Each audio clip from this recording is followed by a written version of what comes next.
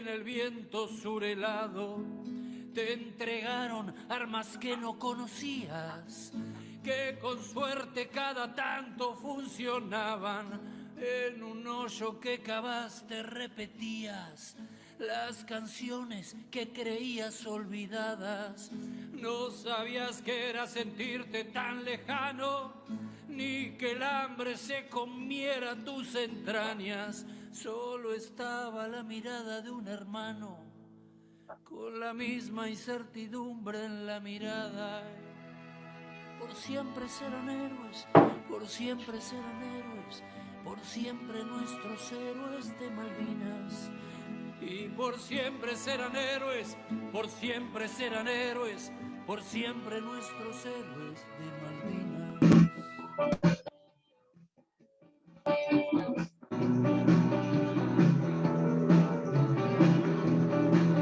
Bueno, ¿cómo están? Bien. Hola a todos, ahora sí me veo. Creo que ya estamos, por lo menos la mayoría. Gracias Gonzalo. Gonzalo es del ECAE, ¿no? Hola Gonzalo. Así es como va, Juan. Muchas gracias. Bueno, entramos con una canción de Ciro y los persas sobre héroes de Malvinas y ustedes dirán qué tiene que ver esto con lo que va a tocar, vamos a tocar hoy. Y bueno, a mí me encanta aprovechar esto del Zoom principalmente para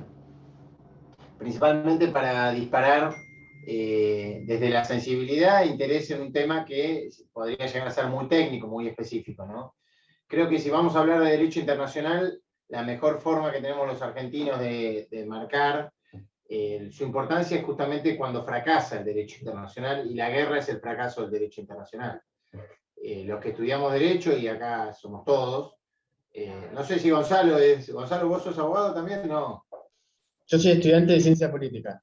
Ciencia, bueno, estamos ahí, parientes.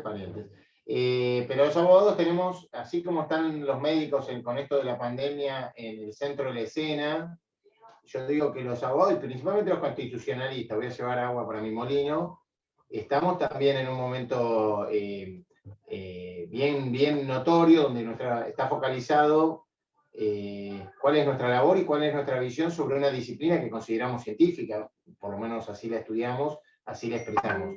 Con la misma énfasis que hacen los médicos cuando nos recetan vacunarnos, nos recetan prescripciones de salud, de la misma forma los abogados tenemos herramientas como para decir que muchas cosas o muchos errores sociales, individuales, pueden evitarse siguiendo reglas de conducta y sobre todo respetando mecanismos de armonización y de solución de conflictos. En el caso puntual de la clase de hoy, estaba hablando hace un rato con Guadalupe Valcarce Ojeda, que me contaba un poco los avances que tuvieron en la clase del martes. Este curso, ya saben, es súper intensivo. Tenemos clase hoy, tienen clase mañana con Guadalupe desde Córdoba y tienen clase final conmigo el martes que viene. Sé que están súper contentos con todas las tareas que les preparamos, sobre todo con que son bastante esporádicas, ¿no? Una vez cada tanto, no, le metimos todo de entrada y les pedimos disculpas por eso, pero esta modalidad intensiva obliga a hacerlo así, ¿no? El que quiera, vamos a hacer una clase como se las propuse hace una semana. El que quiera opinar en cualquier momento, o levanta la mano virtual que la tienen ahí en el Zoom, o directamente, si lo hacen en forma más o menos ordenada, pueden desmutarse y aportar. Yo les comentaba recién y empezamos con la idea de las Malvinas y el fracaso enorme al derecho internacional que implicó eso, porque fue un fracaso argentino, institucional, porque un gobierno militar que había accedido por la fuerza y violentando la Constitución, pese, y esto a los abogados nos tiene que hacer ruido, a que sostuvieron esos mismos militares que respetaban la Constitución. Lo único que le pusieron es un sombrerito a la pirámide de Kelsen, y arriba de la Constitución pusieron una norma de 7 artículos, que era el Estatuto de Reorganización, del Proceso de Reorganización Nacional. 7 artículos que virtualmente se pueden resumir en uno: la Constitución sigue vigente en la medida que no se oponga a lo que yo digo. Eso fue el jueguito que hicieron, y en ese contexto dejaron vigente, y de hecho la Corte del proceso militar desde el 76 al 83, en cada fallo, una corte puesta a dedo por los militares, pero en cada fallo citaba la Constitución, una Constitución que se decía vigente mientras en este país el Estado era parte de innumerables ilícitos. Bueno, yendo ahora a lo que es el derecho internacional, la visión tendría que ser otra, y les vuelvo a compartir un videito, corto también, pero que hace a también otra situación donde supuestamente el derecho internacional empieza a hacer juego. Ahora lo vamos a ver.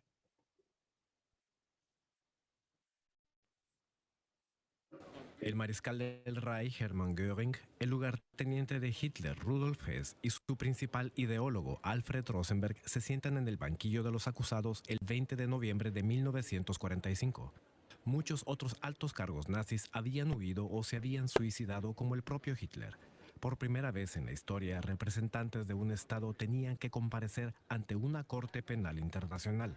Los países aliados querían enjuiciar a los responsables individuales de los crímenes nacionalsocialistas y no adjudicar la culpa al pueblo alemán como un todo. A los criminales de guerra se los acusó de atentar contra la paz mundial, planificar, provocar y llevar a cabo una guerra de agresión, violación de la ley marcial y crímenes de lesa humanidad. Me declaro no culpable. Al igual que Göring, ninguno de los acusados está dispuesto a asumir su responsabilidad. Muchos alemanes conocieron durante el proceso la dimensión de los crímenes nazis. El 1 de octubre de 1946 se dictan las sentencias: 3 absoluciones, 7 penas de prisión, 3 de ellas perpetuas, y luego se anuncian las 12 condenas a la pena capital. Los juicios de Nuremberg suponen un hito, pues allanaron el camino para la posterior creación de la Corte Penal Internacional de La Haya. Bueno, varias cosas. Nuevamente pongo el dedo en la llaga de una cuestión histórica bastante controversial. Hay una película, Los juicios de Nuremberg, todos lo conocemos. Es primero, la forma en que se llame juicio a un evento donde los jueces fueron designados por los vencedores, ¿no? Y eso ya es como algo que hace bastante ruido a los que entendemos a los jueces como jueces naturales, jueces independientes, y de designación anterior al hecho del proceso, como una garantía constitucional elemental, ¿no? Y acá, en cambio, a posteriori, son jueces designados para juzgar un proceso ad referéndum, sería, y exclusivamente nombrados por los propios vencedores, o sea que ya con una mirada, con un sesgo determinado. Aún así se respetaron unas cuantas garantías, sobre todo lo que era derecho de defensa, pero la imparcialidad de los jueces es el gran tema del juicio de Nuremberg. Allí el derecho internacional hizo la primera aparición notoria en formato judicial. Ya la había hecho con reglamentaciones, principalmente las primeras reglamentaciones fueron atinentes a evitar los abusos en la guerra, ¿no? Sobre todo racionalizar, siempre el derecho tendiendo a evolucionar desde la razón de cosas que hasta entonces se hacían por la fuerza y se dicen no se puede entrar a un país y matar a todos o hacer esclavos a todos, y empiezan con distintos tratados que terminan con los tratados de Ginebra, principalmente después de la Primera Guerra Mundial, que prohíben, por ejemplo, el uso de armas químicas, la afectación de civiles en forma indiscriminada, etcétera, etcétera. Tratado de Ginebra que sigue vigente, pero que sabemos que sigue siendo bastante inoperante cuando se trata de guerras, donde ahora ni siquiera hay Estado contra Estado, hay muchas milicias y no hay a quien hacer responsable. Si vamos a hablar de derecho internacional, tenemos que ver primero cómo lo hacemos jugar en los términos de lo que ustedes conocen desde derecho constitucional con respecto a la pirámide de Kelsen, ¿no? ¿Dónde está el derecho internacional? ¿Está dentro del sistema jurídico que nosotros conocemos? ¿Está en paralelo? ¿Está por arriba? Bueno, esta discusión, como dijimos en algún momento, hablando entre colegas, tampoco vamos a hacerles un análisis meticuloso o aburrido de cuestiones que ustedes ya vieron. Pero quiero hacer porque así lo ponen en el programa, quiero hacer un breve repaso y después vamos a ir a temas en concreto donde vemos cuáles son los desafíos actuales del derecho internacional constitucional, como también se dice, no solo ya del derecho internacional público. Primero que nada, que normas internacionales han existido desde siempre, algunas eran consuetudinarias, el famoso derecho de gentes, pero están positivizadas virtualmente desde que empiezan los sistemas constitucionales modernos. Desde fines del siglo XIX y durante todo el siglo XX hay profusa normativa internacional. Hay tratados entre naciones y hay tratados internacionales que son virtualmente del total del concierto de naciones. Muchos tienen la disparada en cuestiones como las que vimos recién, la guerra. La guerra como fracaso de la armonización, la relación entre los estados. Es la guerra, es el conflicto, es el prejuicio, es la calamidad, es la peor de las afrentas humanas, la que dispara alguna reacción desde el mundo del derecho, y esa reacción también de la ciencia política, Gonzalo, es diagnosticar formas de resolución de conflictos mucho más razonables, más racionales, y con una visión pacifista. Así sale el famoso Tratado de las Naciones, que da pie a la Liga de Naciones en el año 1918, después del Tratado de Versalles, y así sale la Sociedad de Naciones, y después las Naciones Unidas, después del fracaso de la Segunda Guerra. Todas con profusa normativa internacional, con normativa de protección de derechos, y con la irrupción de una Carta de Derechos Humanos, que es la Declaración de los Derechos del Hombre, que tenemos vigente e incorporada en el sistema constitucional. ¿Cuál es la reacción del sistema jurídico argentino a esas nuevas normativas? Bueno, se puede dividir en dos grandes etapas. Esto también es bien de constitucionalista. Tratar de hacer solo un antes y un después, ¿no? No tantas caras intermedias como les gusta a los administrativistas principalmente. A nosotros nos gusta mucho el antes y el después. Tiene que haber una foto para que la gente compre el después. En este caso puntual, la gran modificación se produce hace menos de 30 años, y es, ustedes dirán enseguida, es la incorporación del 75 inciso 22 a la Constitución. Yo les diría no, es un fallo. Como tantas cosas que tienen que ver con la Constitución, son fallos los que disparan reformas posteriores en la Constitución. Es el fallo de Mejía con Sofovich. Hasta ese momento, la Corte, con algunas fluctuaciones, y ahora vamos a hablar de alguna, venía diciendo lo que decía en el caso Yerbatera Martín. El caso Yerbatera Martín, a ver si se las puedo... A ver, esperen que les vamos a compartir un poco la pantalla también. A ver si me deja verlo.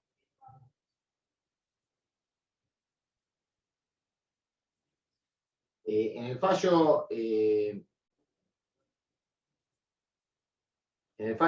Yerbatera Martín, la Corte, y que después lo repite en muchísimos casos, la Corte, esta es la clase de hoy, acá está un poco el temario de lo que vamos a ir hablando, lo que veníamos diciendo recién, es un temario bastante extenso, vamos a ir al grueso de las cosas, vamos a ir en este análisis yendo a lo que más nos interesa, que es cuál es el control actual. Les decía que, porque estoy yendo tan largo, acá.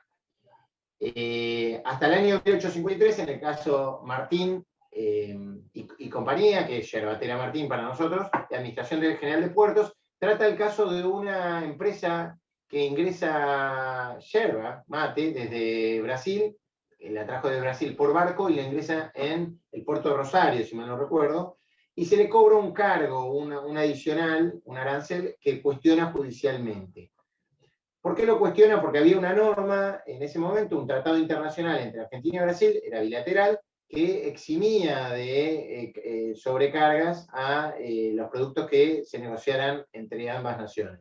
Sin embargo, Argentina le cobra a Yerbatera Martín el ingreso de esas mercancías y la cuestiona. Casi todos los fallos tienen siempre algún contenido económico. Son muy, muy puntuales los que no lo tienen, porque para que una empresa quiera litigar tiene que tener un perjuicio. En este caso es el pago, el pedido de reintegro de lo que había pagado por este ingreso o importación, ¿no? Y ahí la Corte resuelve básicamente con un criterio, si se quiere, dualista, porque lo que le dice es que no prospera la demanda después de haber tenido algún fallo antecedente en los tribunales inferiores. La Corte le niega la procedencia a Martín del pedido de reintegro y le dice: ni el artículo 31 de la Constitución, que ahora vamos a leer, ni el artículo 100 atribuyen prelación o superioridad a los tratados con las potencias extranjeras respecto a las leyes válidamente dictadas por el Congreso, que era la que se le había aplicado. Ambas leyes y tratados son igualmente calificados como ley suprema de la nación y no existe fundamento normativo para acordar prioridad de rango a ninguno. Entonces establece un sistema dualista y los pone, equipara leyes con tratados internacionales. El tratado firmado con Brasil no es más ni menos que la ley tributaria que imponía el cargo. Entonces rechaza. Esta cita del fallo, un fallo emblemático, el fallo del año 63, Martín, pero podríamos citar muchísimos otros, básicamente obliga a rever estos dos artículos que tenía la Constitución de 1853, que siguen estando en el texto constitucional, pero que hasta entonces eran las únicas referencias sobre esta cuestión. El artículo 27 de la Constitución, que dice que los tratados deben estar en conformidad con los principios de derecho público establecidos en la Constitución, lo cual daba a entender varias interpretaciones, o sea que eso era una manifestación de deseo, como un deber ser, que esto es un hecho, o sea que los tratados están en conformidad, o que el derecho público permitía que se interpretaran los tratados de acuerdo al derecho interno, privilegiándolos por sobre el derecho internacional. Para tratar de armonizarlo se leía siempre el artículo 31, que es eje del principio de supremacía en nuestro sistema constitucional, que dice que la Constitución, las leyes que en sus consecuencias se dictan y los tratados internacionales son la ley suprema de la nación. Y históricamente la doctrina trató de hacer un orden un orden cronológico. Dice la Constitución arriba, como Kelsen, las leyes y después los tratados internacionales. Entonces se hacía como un orden de cuestión. Sí, corto un segundito. Stop share. ¿Sí alguien levantó la mano? Julián, yo, Gonzalo. No, porque se ve muy pixeleado, porque creo que todos los estudiantes igual. Las pantallas compartidas no se llega a leer bien. Perfecto. Avíseme cuando se ve peor. ¿Será posible que incorpore el PDF? Ah, está bueno. Bueno, está bien. Sí, qué raro que se les vea tan mal. A ver, intento de nuevo. A ver si me deja. Es raro. Bueno, igual lo voy viendo, básicamente, ahora lo veo. Sí, lo vamos a incorporar en el texto, pero no en este momento exactamente. ¿Hasta acá me siguen? ¿Puedo cortar un segundito? ¿Escuchar algo? Para que el profesor no sea tan aburrido, puede dialogar con sus colegas. ¿Me siguen más o menos? Sí. ¿Veo algún sí, algún no? Bueno. Esto era el antes. Vamos directo al qué pasó, al hecho revolucionario, que es un fallo de la Corte, en un caso que veo canas por ahí, veo algún otro, no soy el único canoso acá. Alguno va a recordar a La noche del domingo, de Gerardo Sofovich, y un escritor muy polémico, muy provocativo, que existía en esa época, que se llamaba Dalmiro Sáenz, fallecido ya, que además abre varias vetas desde el punto de vista del derecho y del derecho constitucional en particular, porque era un provocador, era un artista provocador. Él se hizo, si quieren, famoso en el mundo o en el público general, no sé si ya tenía influencia en la literatura, porque yo era un niño entonces, pero en el año 92 va a un programa, a la noche del domingo, que sería hoy como si fuera Bailando, al programa más exitoso. Encima en esa época no había streaming, no había YouTube, ni Instagramer, ni nada de estas cosas que hay ahora que compiten con la televisión. La televisión eran 5 canales, de los cuales 3 funcionaban, y los otros 2 eran el Canal 2 de La Plata, y el otro era la televisión pública, que no tenía gran audiencia. Y en ese momento, si no me recuerdo, fue en Telefe, estaba el programa La noche del domingo, con un altísimo pico de audiencia, y va este escritor, que se había hecho famoso por una obra, que se llamaba El día que murió Alfonsín. O sea, ya el título era provocador, vivía Alfonsín y era presidente en ese momento. Después hizo El día que se murió Duhalde, y después empezó con una saga de eso y se fue deteriorando el contenido provocativo. Pero cada tanto iba a programas y hacía declaraciones muy interpelantes a determinadas cuestiones. Bueno, esta persona fue a la noche del domingo y habló mal contra la Virgen María, contra su hijo Jesucristo, y habló en forma muy peyorativa, los insultó, los agravió, digamos.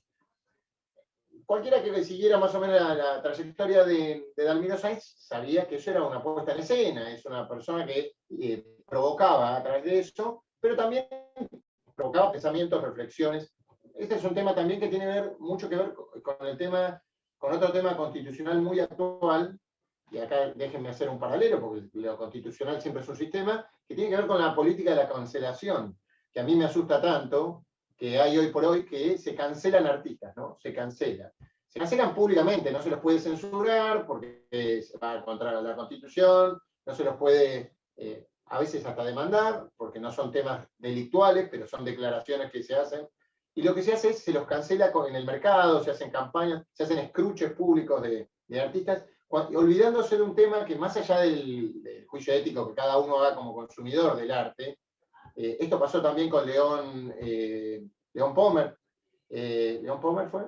Sí, creo que sí. El artista que hacía obras contra la iglesia, obras artísticas de pintura, y que hizo exposiciones y también hizo jurisprudencia porque ha habido ONGs católicas que han tratado de impedir o censurar, con algún progreso en primera instancia, pero ha sido la Corte o las cámaras las que han dado vuelta, sobre todo la última vez fue en el Museo de Bellas Artes de Buenos Aires.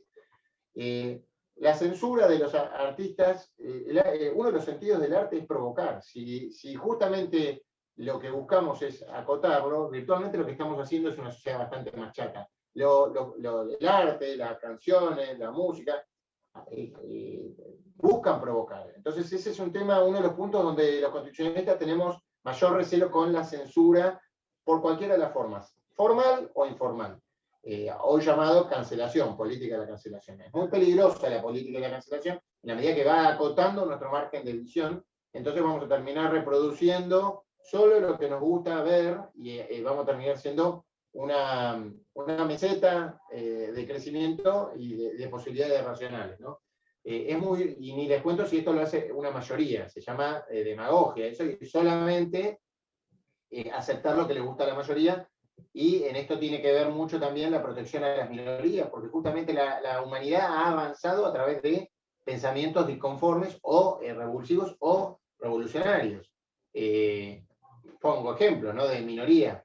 Hablábamos recién en los que son católicos, Jesús fue un revolucionario, de hecho fue tan revolucionario y tan minoría que fue crucificado por la mayoría judía, donde fue, porque iba con un mensaje distinto. En el ámbito de la ciencia, ni hablar. Newton o antes Galileo fueron excomulgados y perseguidos, encarcelados por decir que la Tierra giraba alrededor del Sol y no al revés, como decían las Sagradas Escrituras. O Newton con el tema de la ley de la gravedad, que tampoco decía que las cosas caían por una cuestión física y no por un designio divino. Y todos ellos fueron perseguidos y eran minorías. Bilardo, cuando fue en el 86, no me voy a meter con temas platenses. Pero digo, siempre las minorías son rupturistas, son rupturistas.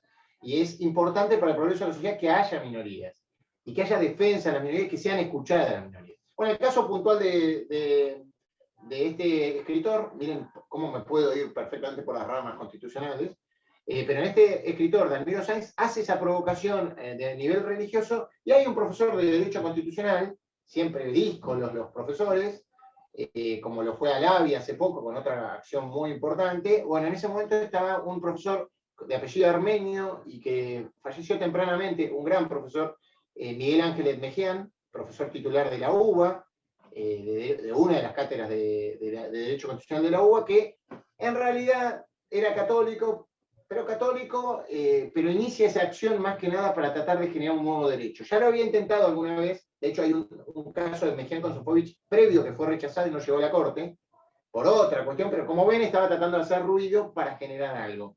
No tanto de la provocación artística como Dalmiro Sáenz, sino de la provocación para la generación de derechos. Y lo logra, porque él lo que pide es derecho a réplica, que en ese momento no era vigente en Argentina en forma de derecho interno. Pero él invoca un artículo, el artículo 14, de la Convención Interamericana de Derechos del Hombre, más conocida como Pacto de San José de Costa Rica, por el lugar donde fue firmado, e invoca ese artículo y dice, aunque sea derecho internacional, está aprobado desde el año 87 en el derecho interno, y yo pido que sea operativizado en forma inmediata. Los jueces iniciales de instancias ordinarias le dicen, pero todavía no fue reglamentado, le buscan vueltas para no acceder, y él sigue insistiendo y llega a la Corte. Y la Corte hace lugar a su acción muy bien planteada, ya dijimos, era un eximio abogado, un profesor de Derecho Constitucional, muy bien planteado, llega a la Corte por recurso extraordinario y logra una sanción, que tiene varias aristas, pero lo que nos hace ahora, además de concederle el derecho a réplica, la Corte toma un rol de legislador para el caso y hace una elaboración de qué va a tener que hacer Sofovich para cumplir con el derecho a réplica, porque hasta que la reglamente alguna normativa interna puede pasar muchísimo. Entonces lo que hace es reglamenta para el caso y le dice, va a tener que leer en horario central la declaración que le diga Sofovich, Mejián, etcétera, etcétera. Que era más que nada una queja o una rectificación de algunos de los conceptos que había vertido Dalmiro Sainz. Dalmiro Sainz a todo esto no es ni demandado, no le interesa, se fue. Es el medio al que se le pide un espacio similar para expresarse. Y lo que logra también es que la Corte saque, y al definir en función de este derecho, lo que hace es decir, los tratados internacionales de derechos humanos aprobados por el Congreso, o sea, no cualquier tratado internacional, una vez que lo incorporamos al sistema normativo, están por arriba de las normas, incluso arriba del Código Penal. Entonces, son de operatividad inmediata. Y al poner eso, rompe con todo un sistema normativo que habíamos visto de Yerba Martin, o en Química Merkel, donde había hecho una cosa medio rara después de la Segunda Guerra Mundial, donde había legitimado la Corte la expropiación, la confiscación, porque fue una confiscación de todos los bienes de las empresas alemanas, en este caso la Química Merkel, y cambia la historia del monismo y del dualismo en la medida que se fija esta nueva pauta, que es que los tratados de derechos internacionales están por arriba de las normas. No están a igual nivel, están arriba. Cambia el orden de la pirámide, queda siempre la Constitución arriba, los tratados de derechos humanos y los tratados de derechos internacionales, y después las leyes. Y después seguimos decretos reglamentarios, DNU, y más abajo todo lo que sería reglamentaciones ministeriales y el resto de la profusa legislación administrativa. Pero esto vuelve a cambiar, solo 2 años después, esto había sido en el año 92, en el año 94, la Convención Constituyente, entre los temas que tiene para hablar, así como tenía para hablar la autonomía municipal, por el también fallo de esta gran corte, que era que había sido Rivademar con Municipalidad de Rosario, y levanta a los municipios, le pone los pantalones largos, y le dice caminen y anden, que todavía algunos están tropezando, sobre todo en distritos como el mío, en la provincia de Buenos Aires, donde sigue sin reconocerse la autonomía. Cambian, hay una agenda constitucional que la puso la Corte, principalmente de los 80, con muchos fallos que obligan a los convencionales constituyentes por lo menos a debatir. Debaten la autonomía y sacan el artículo 123, nuevo, debaten sobre el tema del monismo y dualismo, y entra el 75, inciso 22. Y acá me gustaría escuchar a algunos de ustedes, sé que todos tienen la Constitución a mano, son abogados, y son abogados que trabajan codo a codo con la principal herramienta que tenemos los abogados, que es la Constitución. Miren cómo algunos están tirando la mano, miren cómo algunos empiezan a abrir páginas de Constitución Nacional, Infolev. Vamos a leer, a ver, el primero que lea del artículo 75, inciso 22, hacemos un análisis, no todos los documentos que se incorporan, pero entendemos un poco cómo resolvió el convencional constituyente esta lógica. Y lo resolvió de una forma muy interesante, que ha hecho y ha trastocado toda la relación del derecho internacional con el derecho interno en la Argentina. ¿Quién quiere leer? De a uno, por favor. Yo lo tengo, si quiere lo leo yo, pero sería un papelón para esta comisión. ¿Algún voluntario? 75, inciso 22 de la Constitución Nacional de Argentina. Mientras siguen buscando algunos, quiero mencionar algo que me había olvidado, que es que había... Bueno, se ve que nadie quiere leer, ¿no? Grande, Mauricio. Bancame un segundo que andaba ubicándolo en el 75, inciso 22, para leerlo. Una cosa que no quería olvidarme, que es importante, es que poco antes, en el año 69, el derecho interno había incorporado la Convención de Viena, que es una especie de tratado de tratados, ¿no? Los que dieron derecho internacional público lo recordarán. En el año 69 hubo una norma aprobada por el Congreso de la Nación que dispuso la incorporación de la Convención de Viena, que era esta forma de tratar a los tratados con la jerarquía correspondiente, ¿no? Eso no fue un dato menor y es referido en el ejemplo de Sofovich. Mauricio, contanos qué dice el 75 inciso 22 desde el año 94.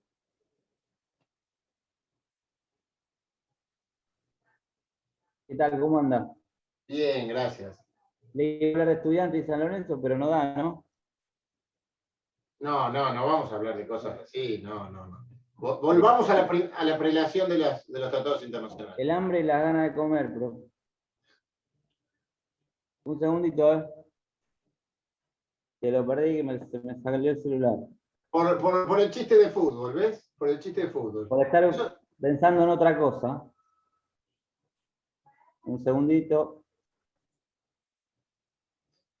Bien. Inciso 22.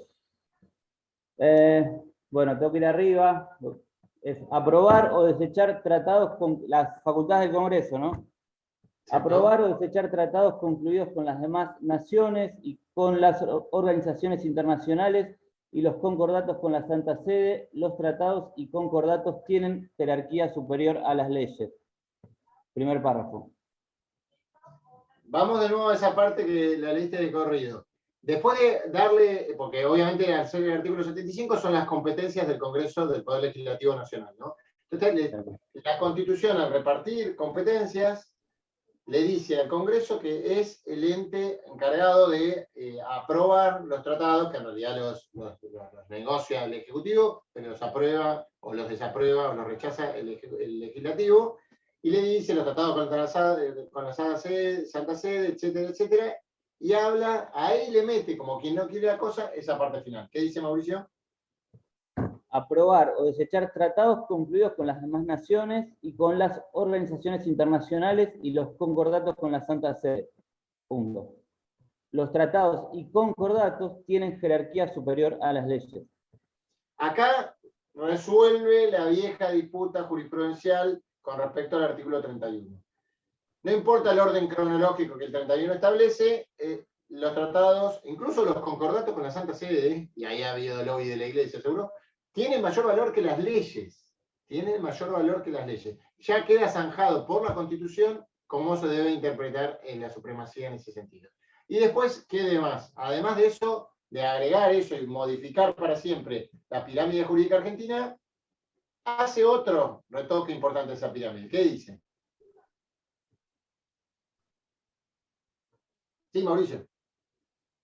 ¿Sigo? Sí.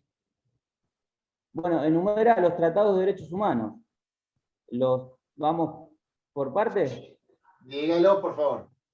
La Declaración Americana de los Derechos y Deberes del Hombre, la Declaración Universal de Derechos Humanos, la Convención Americana sobre Derechos Humanos, el Pacto Internacional de Derechos Económicos, Sociales y Culturales, el Pacto Internacional de Derechos Civiles y Políticos y su protocolo facultativo, la Convención sobre la Prevención y la Sanción del Delito de Genocidio, la Convención Internacional sobre la Eliminación de todas las formas de discriminación racial, la Convención sobre la Eliminación de todas las formas de discriminación contra la mujer, la Convención contra la Tortura y otros tratos o penas crueles, inhumanos o degradantes, la Convención sobre los Derechos del Niño, en las condiciones de su vigencia. Tienen jerarquía constitucional, no derogan artículo alguno de la primera parte de esta Constitución y deben entenderse como complementarios de los derechos y garantías por ellas reconocidos. Solo podrán ser denunciados, en su caso, por el Poder Ejecutivo Nacional, previa aprobación de las 2/3 partes de la totalidad de los miembros de cada Cámara. O sea, para resumir un poco, gracias Mauricio, primero que nada, por tu valor más que nada. ¿Qué es lo que está diciendo el constituyente? Primero que nada, esa declaración cortita, los tratados valen más que las leyes. Listo. Ancho de espada mata 4 de copa. Bajó de un ondazo a las leyes a un nivel del segundo al tercer lugar. Pero después dice, los siguientes tratados que voy a denunciar, que voy a describir ahora, que son tratados internacionales de derechos humanos, pasan a integrar el bloque de constitucionalidad. O sea, los levanto a la cima de la cúspide del sistema constitucional argentino. Los integra a la Constitución. Y de hecho la Constitución argentina hoy por hoy es bastante voluminosa porque los 129 artículos que tiene, más las 11 disposiciones transitorias, se le agregan estos tratados internacionales. Pero además deja abierta una puerta, entreabierta en realidad, que es la posibilidad de que se reforme la Constitución sin seguir el artículo 30, o sea, sin llamar a la Convención Convencional Constituyente, la ley de declaración de reforma con 2/3 partes del total de los miembros y no de los presentes, etcétera, etcétera. ¿No me escuchan? Sí, me escuchan. Pero además de todo eso, deja abierta la posibilidad de que el Congreso ordinario, un poder constituido, puede ejercer poder constituyente. ¿Cómo? Incorporando nuevos tratados internacionales de derechos humanos a través de un procedimiento legislativo ordinario, pero en el cual haya una mayoría calificada, con 2/3 partes. Directamente los incorpora. Y lo acaba de hacer, y lo hizo ya 3 veces. Incorpora tratados de derechos humanos. Comúnmente tienen que ver con el genocidio, ahora estaba con uno de los derechos de la ancianidad, ya había hecho varios con respecto a lo habían hecho en el año 94 con el tema de la cuestión de género, que fue uno de los primeros temas donde tuvimos legislación positiva a favor de la igualdad de género, lo tuvimos en materia internacional, y eso hace a las luces de para qué sirve el derecho internacional también. Volvemos a los mínimos éticos, si quieren también, como pasó con la guerra. Muchas veces el derecho internacional pone en agenda del derecho interno cuestiones que todavía falta mucho para que madure la sociedad. Y eso ha pasado ya en varias ocasiones, y ni les cuento cuando ocurre en sociedades cuya evolución social corre a distintas velocidades. Por ejemplo, los países árabes con el tema de género o de las mujeres, ¿no? Por eso se resisten tanto a incorporar determinado derecho internacional, porque los expone como a una situación de tensión con la religión. Son estados donde todavía convive mucho el poder político y el poder religioso, conviven y a veces están en una misma persona, como pasa en Irán. Y eso genera mucha rigidez cuando las normativas internacionales de igualdad, sobre todo de igualdad de género, el trato a las minorías sexuales, como con respecto a los derechos homosexuales, hay. Bueno, como les decía recién, no solo están los que están enumerados en la Constitución de 1994, 75 y 22, donde están muchos de los que ustedes ya conocen, empezando por la preferida de los constitucionalistas, que es la Comisión Interamericana de Derechos Humanos. También hay varios, como el Pacto de Derechos Sociales y Civiles, que tienen nuevos derechos que siguen enriqueciendo nuestro sistema constitucional interno. Siempre hablo de que la Declaración de Derechos tiene una ventaja y una desventaja. Los norteamericanos, por ejemplo, cuando hicieron la Constitución de Filadelfia, está por acá la Constitución norteamericana, yo colecciono constituciones, me quedó, cuando era chico coleccionaba figuritas de fútbol, ahora colecciono constituciones de cada país que voy. Tengo la de Cuba. ¿Tiene Constitución Cuba? Sí, tiene la Constitución de Cuba, claro que sí, comprada en Cuba, en La Habana. La de Uruguay, que ahora parece que es el modelo del país a seguir. Yo los quiero mucho a los uruguayos, mi compadre es uruguayo, todo, pero que me vengan a decir que son modelos, no. Lo mismo cuando nos dicen, modelo es cada país de sí mismo, y con sus defectos y sus virtudes. Tiene muchísimas cosas, pero también es un país muy chico, es mucho más, si quieren, maleable para las reformas constitucionales, para el control de legalidad. Mucho más difícil es una constitución en Brasil, por ejemplo, que es un monstruo, además muy distinto, muy federal, con muchísimas costumbres totalmente antagónicas de un lado y del otro, con una composición étnica muy, muy rara, y realmente ahí los constitucionalistas brasileños la tienen muy, muy peleada, y además tienen la anomia típica de los latinoamericanos, ¿no? Que tenemos todos. Pero bueno, básicamente cuando uno ve este tipo de constituciones, ve realidades distintas. Y acá les voy a hacer un desafío, voy a hacer como un corte, porque venimos, le pegamos un buen tirón, y la situación amerita para hacer un corte y que ustedes digan, y acá les pido que sean un poco creativos, y que digan qué derecho creen, que por ahí lo tiene otro país y nosotros no lo hemos reconocido, qué derecho creen que deberíamos plasmar en el sistema constitucional argentino. Pongo un ejemplo, trato de no abreviarlo, pero por ejemplo, en Argentina no lo hay, pero para los norteamericanos, ¿saben cuál fue el primer derecho? Ellos no hicieron carta de derechos. Los norteamericanos, la Constitución de Filadelfia fue un tema entre los federalistas cuando escribían cartas, las famosas cartas, los papers que ellos adoran y que los van a ver en Washington y hacen cola los domingos, que es gratuito para entrar ahí al Museo de la Constitución, y que son adoradores de esas cartas. Pero entre esas cartas, los federalistas, Jefferson, Hamilton, discutían si era conveniente o no hacer como hicieron los franceses en 1789, y que hicieron de una carta de derechos, y ellos antes dispusieron que no. En 1787 dicen que no.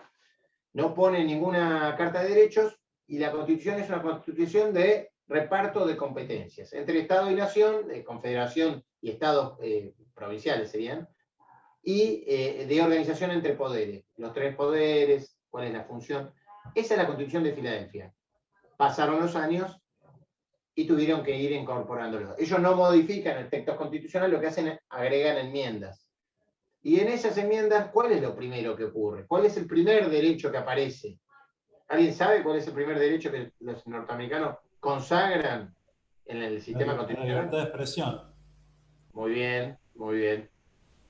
Una de las primeras cuestiones que ponen es la libertad de expresión. Y después ustedes dirán, ¿se vendrá la igualdad? No. Para los norteamericanos hay otro derecho que es fundamental y que cualquiera que haya visto a Los Simpsons lo va a... Ellos tienen un derecho y un amor por algo que lo defienden a rajatabla. En algunos estados más que en otros, pero es algo... La aportación de armas. La aportación de armas, Federico, bien, fuiste vos, ¿no? La aportación de armas. Un norteamericano no es un norteamericano si no tiene por lo menos el derecho, ¿no? Si no la tiene colgada el arma, como en Texas, que yo he ido a la facultad con gente sentada al lado, con el arma así, y yo digo, ¿cómo puede estar un tipo armado al lado mío en un establecimiento público? Bueno, además con antecedentes en la misma facultad que yo estudié en Austin, Texas. Y hay una torre enorme que una vez yo pedí subir, como visitante, argentino, becario, no sé qué, y me dijeron, no se puede subir desde el año 78, que subió un loco con un rifle y mató como 20. Yo digo, siguen dejando de entrar gente con armas. Yo no lo puedo creer. Pero bueno, ellos consideran que es un derecho. Entonces, cualquier restricción a ese derecho es súper estudiada. Tienen también sus temas, tienen sus comunidades, de sus ONG, algo que en la democracia en América, Tocqueville, Alexis de Tocqueville, aquel noble francés que fue solo 6 meses a Norteamérica y anticipó su crecimiento exponencial como potencia, virtualmente no por su poderío económico, no por la calidad de sus personajes o sus líderes políticos, por la formación de entidades intermedias. A Tocqueville le impresionó algo que cualquiera que va a Estados Unidos le impresiona, que es que los norteamericanos no están tan volcados a la política, a los partidos políticos, eso. De hecho, tienen una participación bastante baja en las elecciones, es voluntario. No, lo que los moviliza son intereses grupales. Casi todo norteamericano está ligado a algo, la protección de animales, la aportación de armas, como la NFL, que es una de las ONG más grandes que hay, la National Rifle Association, las cuestiones relacionadas a regiones, a zonas, a intereses productivos, pero solo a eso. Y después, ¿cómo juegan esas asociaciones intermedias que patrocinan a un diputado para que les defienda su sector o sus intereses? Es lo que hace jugar la democracia norteamericana, lo que la fortalece. Después sí, la bandera, se ponen la mano y lloran y todo lo que quieran, pero después tienen enormes problemas de tejido social, donde viven en guetos, donde no hay ciudad grande, donde no están los negros viviendo en un lado, los latinos en otro, y si vos pisás en hora equivocada uno de esos barrios, te puede ir muy mal. Porque no tiene una integración social, étnica muy fuerte, sí la tienen nacional. Han construido muy bien la imagen de la nación, más allá de que eso no necesariamente se transforma en una integración social. De hecho, tienen todo lo contrario. Argentina pareciera lo contrario, ¿no? Una sociedad que, por muchas cuestiones, entre otras el preámbulo que mencionamos la otra vez, tiene una integración social mucho más sólida. También en esto hay un poco de nostalgia mía. Yo ya sé que hay barrios, y no hay, soy de La Plata, donde se caminan 20 cuadras y tenemos más de la mitad de nuestra población en situaciones de pobreza extrema y de mucha vulnerabilidad a nivel de vivienda, etcétera, etcétera. Y ya eso de la integración es más una nostalgia del pasado que una visión o un diagnóstico del presente. Pero Argentina construyó para eso. Construyó para ser una sociedad integrada socialmente. Lo que nunca nos terminó no logramos construir es ese apego a lo nacional que han trabajado mucho mejor los norteamericanos. Pero volviendo a la cuestión de los derechos, ahí ponían los derechos a no declarar, sí, esos son garantías constitucionales y están desde siempre, es así, son desde la Carta Magna de 1215, son de las primeras garantías que existieron, que son las garantías procesales penales. vienen de la época de los ingleses, más que nada, y siquiera en alguna reminiscencia romana. Pero lo cierto es que cada sociedad elige qué derecho privilegiar. Dijimos norteamericanos, por eso cuando decimos cómo pueden tener armas, es no conocer la esencia norteamericana, entender que el norteamericano, a diferencia del argentino, donde avanzamos a la Patagonia con un ejército, por eso cualquiera que vaya a la Patagonia, de hecho hay varios que son de la Patagonia, la mitad de las localidades de la Patagonia tienen nombre de militares, y son los primeros que llegaron. Los norteamericanos avanzaban distinto. Había una serie cuando yo era chico, no es que sea tan viejo, pero que se llamaba Daniel Boone, que era una familia de colonos que tenía como un castor en la cabeza, un sombrero de castor, y el tipo iba con el arma porque no había ejército. Él era el ejército y avanzaba y ganaba tierras contra los indios. Después, el análisis, si quieren, también bastante polémico de lo que era la visión del indio como malo, ¿no? Y en realidad el indio defendía su tierra. Bueno, pero el que avanzaba era el colono. El colono eran estos cuáqueros religiosos que venían, que estaban muy postergados en Inglaterra e Irlanda, y que venían a hacerse la América, y podían tomar todo el terreno que quisieran, pero lo tenían que conquistar. Entonces estaban armados y eran virtualmente soldados por un bolita. Entonces eso nace de ahí el derecho a aportación de armas. Ellos armaron el territorio. Entonces tienen como ese amor por las armas que hace a la esencia de la República. No es nuestro caso, donde las armas no nos generan, salvo los que son fanáticos o los que van a tiro federal. No necesariamente es una pasión argentina. Lo que yo les quiero proponer es, ¿qué otros derechos creen que podrían ser incorporados al sistema constitucional argentino, o por lo menos debatidos? Espero que estén un poquito más participativos, que no sea Mauricio el primero que hable, pero ¿a alguien se le ocurre algún derecho que podríamos incorporar a nuestro sistema normativo y que está rigiendo en otro estado o en otra galaxia? ¿La eutanasia? Bien, Mariana fue al grano, y ese tema que es muy constitucional, Mariana me podría haber dicho el aborto hace un año, ya está incorporado, pero siempre hay que ser, por lo menos ir mirando, una de las cosas lindas que tiene el derecho internacional es que nos permite ver para qué lugares podemos llegar a ir. Así como decíamos que yo no creo que nunca haya un derecho constitucional a portar armas, lo hay a nivel civil, pero no es constitucional. La eutanasia es hoy por hoy un hecho real, un hecho como era con el aborto, es un hecho que ocurre. No hay clínica, o si cualquiera de ustedes, si tiene un amigo médico, le pregunta sobre la eutanasia y mira para otro costado, y saben, los médicos tienen muy presente que esto es una realidad, que es un hecho concreto. Cada vez que hay una enfermedad muy grave, la familia se reúne con el médico de cabecera y hablan los términos de cuál es el límite que no se debe pasar.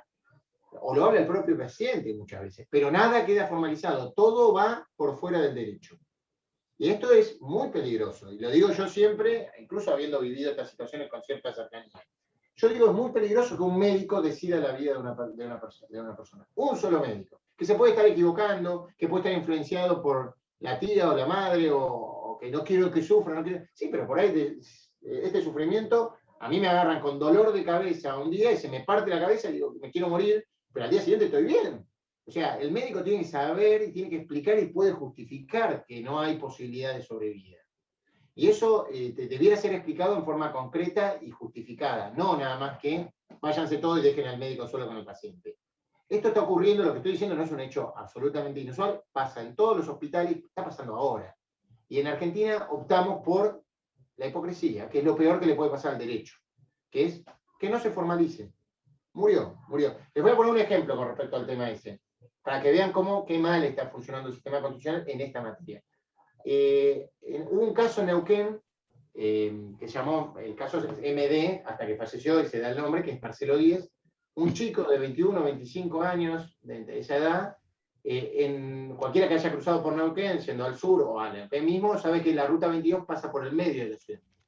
En esa ciudad, él tenía con su familia en las afueras, en Plotier, una quinta, y iban a almorzar, él ya con su moto, se olvida algo, vuelve y cuando da vuelta con la moto, lo pisa un auto en la ruta 22, queda con un golpe de un traumatismo grave de cabeza. Lo operan, y vuelve a la conciencia, no vuelve a hablar, pero vuelve a la conciencia, se comunican los padres, ve televisión, no sé qué, le agarra un video intrahospitalario, y ahí sí, se le decreta virtualmente la muerte cerebral. Los padres, como lo habían visto reaccionar, hicieron un esfuerzo enorme porque, como no seguía vivo, que mantenerlo con vida. De hecho, se lo llevan incluso a la casa, en la ruina, que lo llevan a la casa y lo mantienen con vida por 10 años. A los 10 años fallecen los dos padres, primero uno, después otro, y las hermanas dicen, no va a mejorar, no va a mejorar. A todo esto tenía un movimiento de brazo, pero no se sabía si era reflexivo o no, pero movía un brazo, hay videos y todo. ¿Qué ocurre? Las hermanas plantean una acción judicial ante la justicia de Neuquén para que se lo desconecte. Se opone la Iglesia Católica. El obispo de Neuquén de ese entonces hace una, no era Jaime de Nevares, les digo porque también participó de la reforma del 94, Jaime de Nevares, obispo neuquino, famoso en la batalla de derechos humanos, era el posterior, pero el obispo posterior de Neuquén, a través de una ONG católica, se opone a la desconexión que piden las únicas dos hermanas, los únicos familiares directos que le quedan con vida. Entonces se inicia una batalla legal que dura 22 años. En el medio sigue vivo Marcelo Díez. Y en el año, estamos hablando del año 2016-2017, esto seguía en la Corte Nacional. Ya había tenido varios fallos a favor de la desconexión y llega a la Corte Nacional. En la Corte Nacional tarda 4 años, hace un peritaje, es todo un caso que tarda bastante, manda peritos de la Corte a Neuquén a que lo vean, sacan videos, y la Corte termina fallando, después de 22 años, termina fallando que corresponde, sin que sea eutanasia, corresponde por el tema de la muerte digna, la nueva ley que había salido, la ley Justina, evitarle mayores sufrimientos y, escuchen el eufemismo, porque la Corte cuando no quiere decir algo usa eufemismo, como antes de habilitar un aborto, en un caso de anencefalia había hablado de parto prematuro a los 3 meses. No existe el parto prematuro a los 3 meses, era un aborto inducido, pero bueno, le dijo a parto prematuro para no quedar mal con la otra parte. Bueno, acá lo que dijo es, no es una eutanasia, se lo desconecte, perdón, una cosa que no les había dicho es que Marcelo Díez vivía sin respirador y sin, lo único que tenía una sonda nasogástrica porque no se podía alimentar, nada más que eso. Entonces, que le saquen la sonda, que lo hidrataba y lo alimentaba, pero que se garanticen de que no sufra. O sea, mátenlo de hambre y de sed, pero que no sufra. Es una tontería atómica lo que está diciendo, porque no se necesita ser médico para darse cuenta que lo que estaba pidiendo es que lo maten, virtualmente, que le claven una sobredosis de morfina y lo duerman, porque sacarle la sonda nasogástrica a alguien que todavía se está moviendo, por más que tenga muerte cerebral, es un acto de una tortura infinita. Bueno, si ustedes leen el fallo van a ver eso, la Corte se autocontradice permanentemente. Pero a todo esto sepan lo que pasó, que es lo más grave y lo que motivó que yo en su momento redactara un artículo. La Corte tiene hace varios años una forma de comunicación, un canal de comunicación que se llama SIG, el portal SIG. Bueno, este fallo lo comunica y no llega ni a enviar las cédulas reales, estamos hablando de hace 4 o 5 años, ni electrónicas, y a las 2 horas de que publica en SIG, fallece Marcelo Díez, en Neuquén. Después de 22 años, fallece el mismo día del fallo, 2 horas después de que es colgado, que antes que llegue cualquier cédula. O sea, y ustedes dirán, bueno, habrá ido un fiscal a ver que no haya habido eutanasia, porque no puede ser semejante coincidencia. No, nada. Archívese la causa, falleció, a las 2 horas de salir el fallo falleció. O sea que claramente lo mataron, fue eutanasia, y no hubo ninguna ida a verificar que había sido ocurrido. ¿Por qué? Porque lo que se hizo es validar una hipocresía constitucional. Sigue rigiendo la prohibición de eutanasia, que es una forma de homicidio, y a la vez cumplimos con normas de humanidad con respecto a una persona que era un experimento en vida, digamos. En todo esto es el fracaso, lo que yo digo, fracasa todo el derecho, desde el principio hasta el final. En lugar de mandar o hacer como hizo en Mejía Kosofovic, que hacía un protocolo para el caso y mandar al Congreso la manda de que algo haga con respecto a estos casos, toma una decisión, permite la hipocresía y no manda a investigar cuando es evidente que ni siquiera esperaron la notificación del fallo y actuaron los médicos en consecuencia. Eso es muy grave, insisto, afecta no solo al caso, sino a toda la legitimidad del sistema constitucional. Cuando hablamos de derecho a la vida es el derecho más importante para los argentinos, pese a que es el único que no está redactado en forma explícita. Ya saben que es un derecho implícito.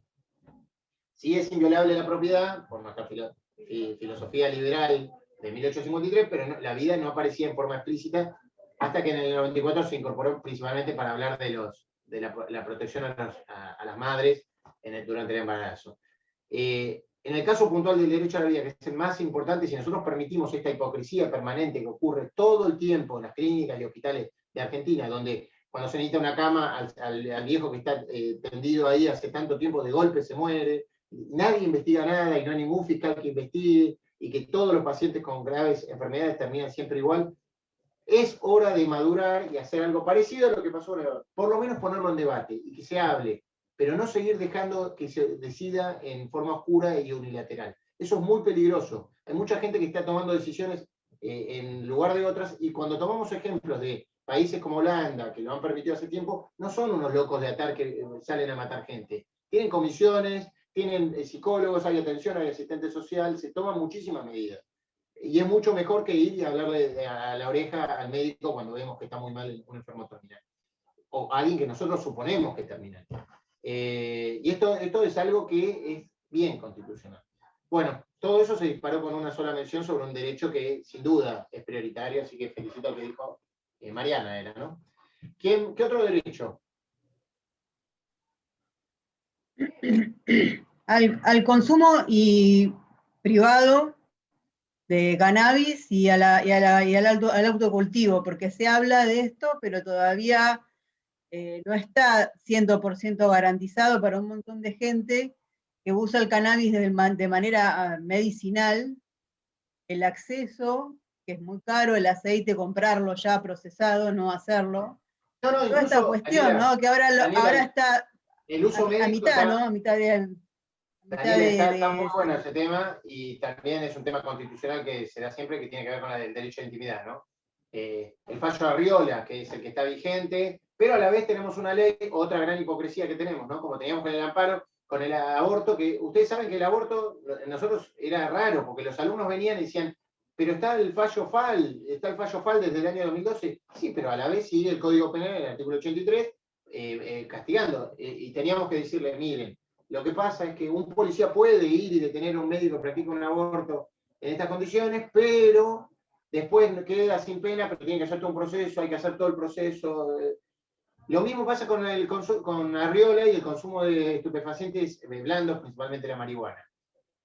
La Corte, con la pluma de Zaffaroni principalmente, decretó la inconstitucionalidad de la ley de estupefacientes en cuanto penaliza el consumo, pero consumo en cantidades menores.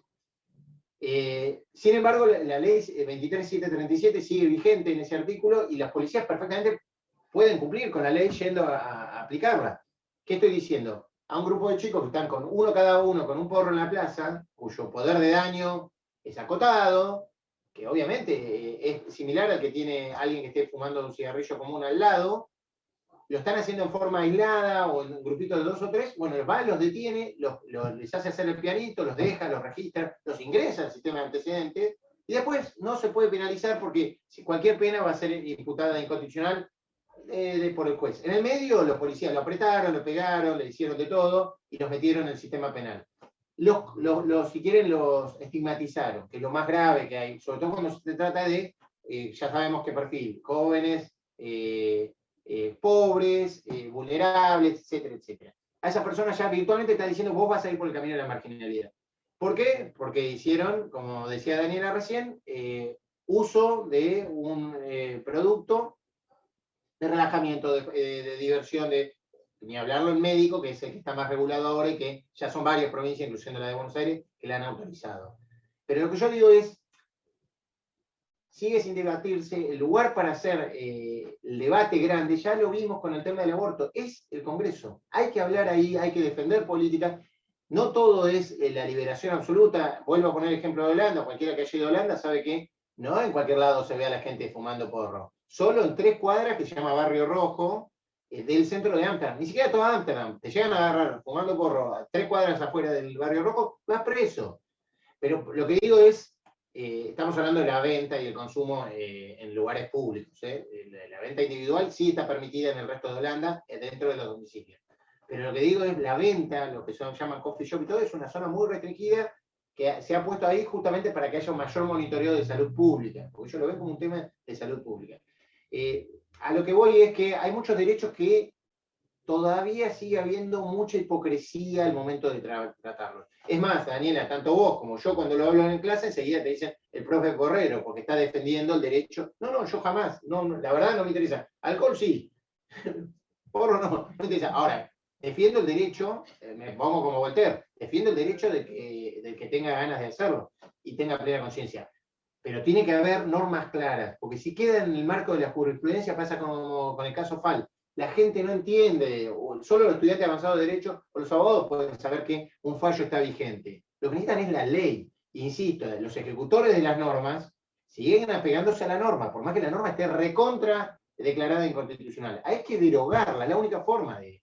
Y si quieren modificarla, debatir, porque también podemos llegar a conclusiones. Hace poco el jefe de la policía de la Ciudad de Buenos Aires intentó reglamentar el fallo Arriola y dijo, hasta 3 porros vale, no sé qué, hizo como una interpretación para que los propios policías no salgan a buscar a cualquiera. Pues dicen, después nos anulan la causa.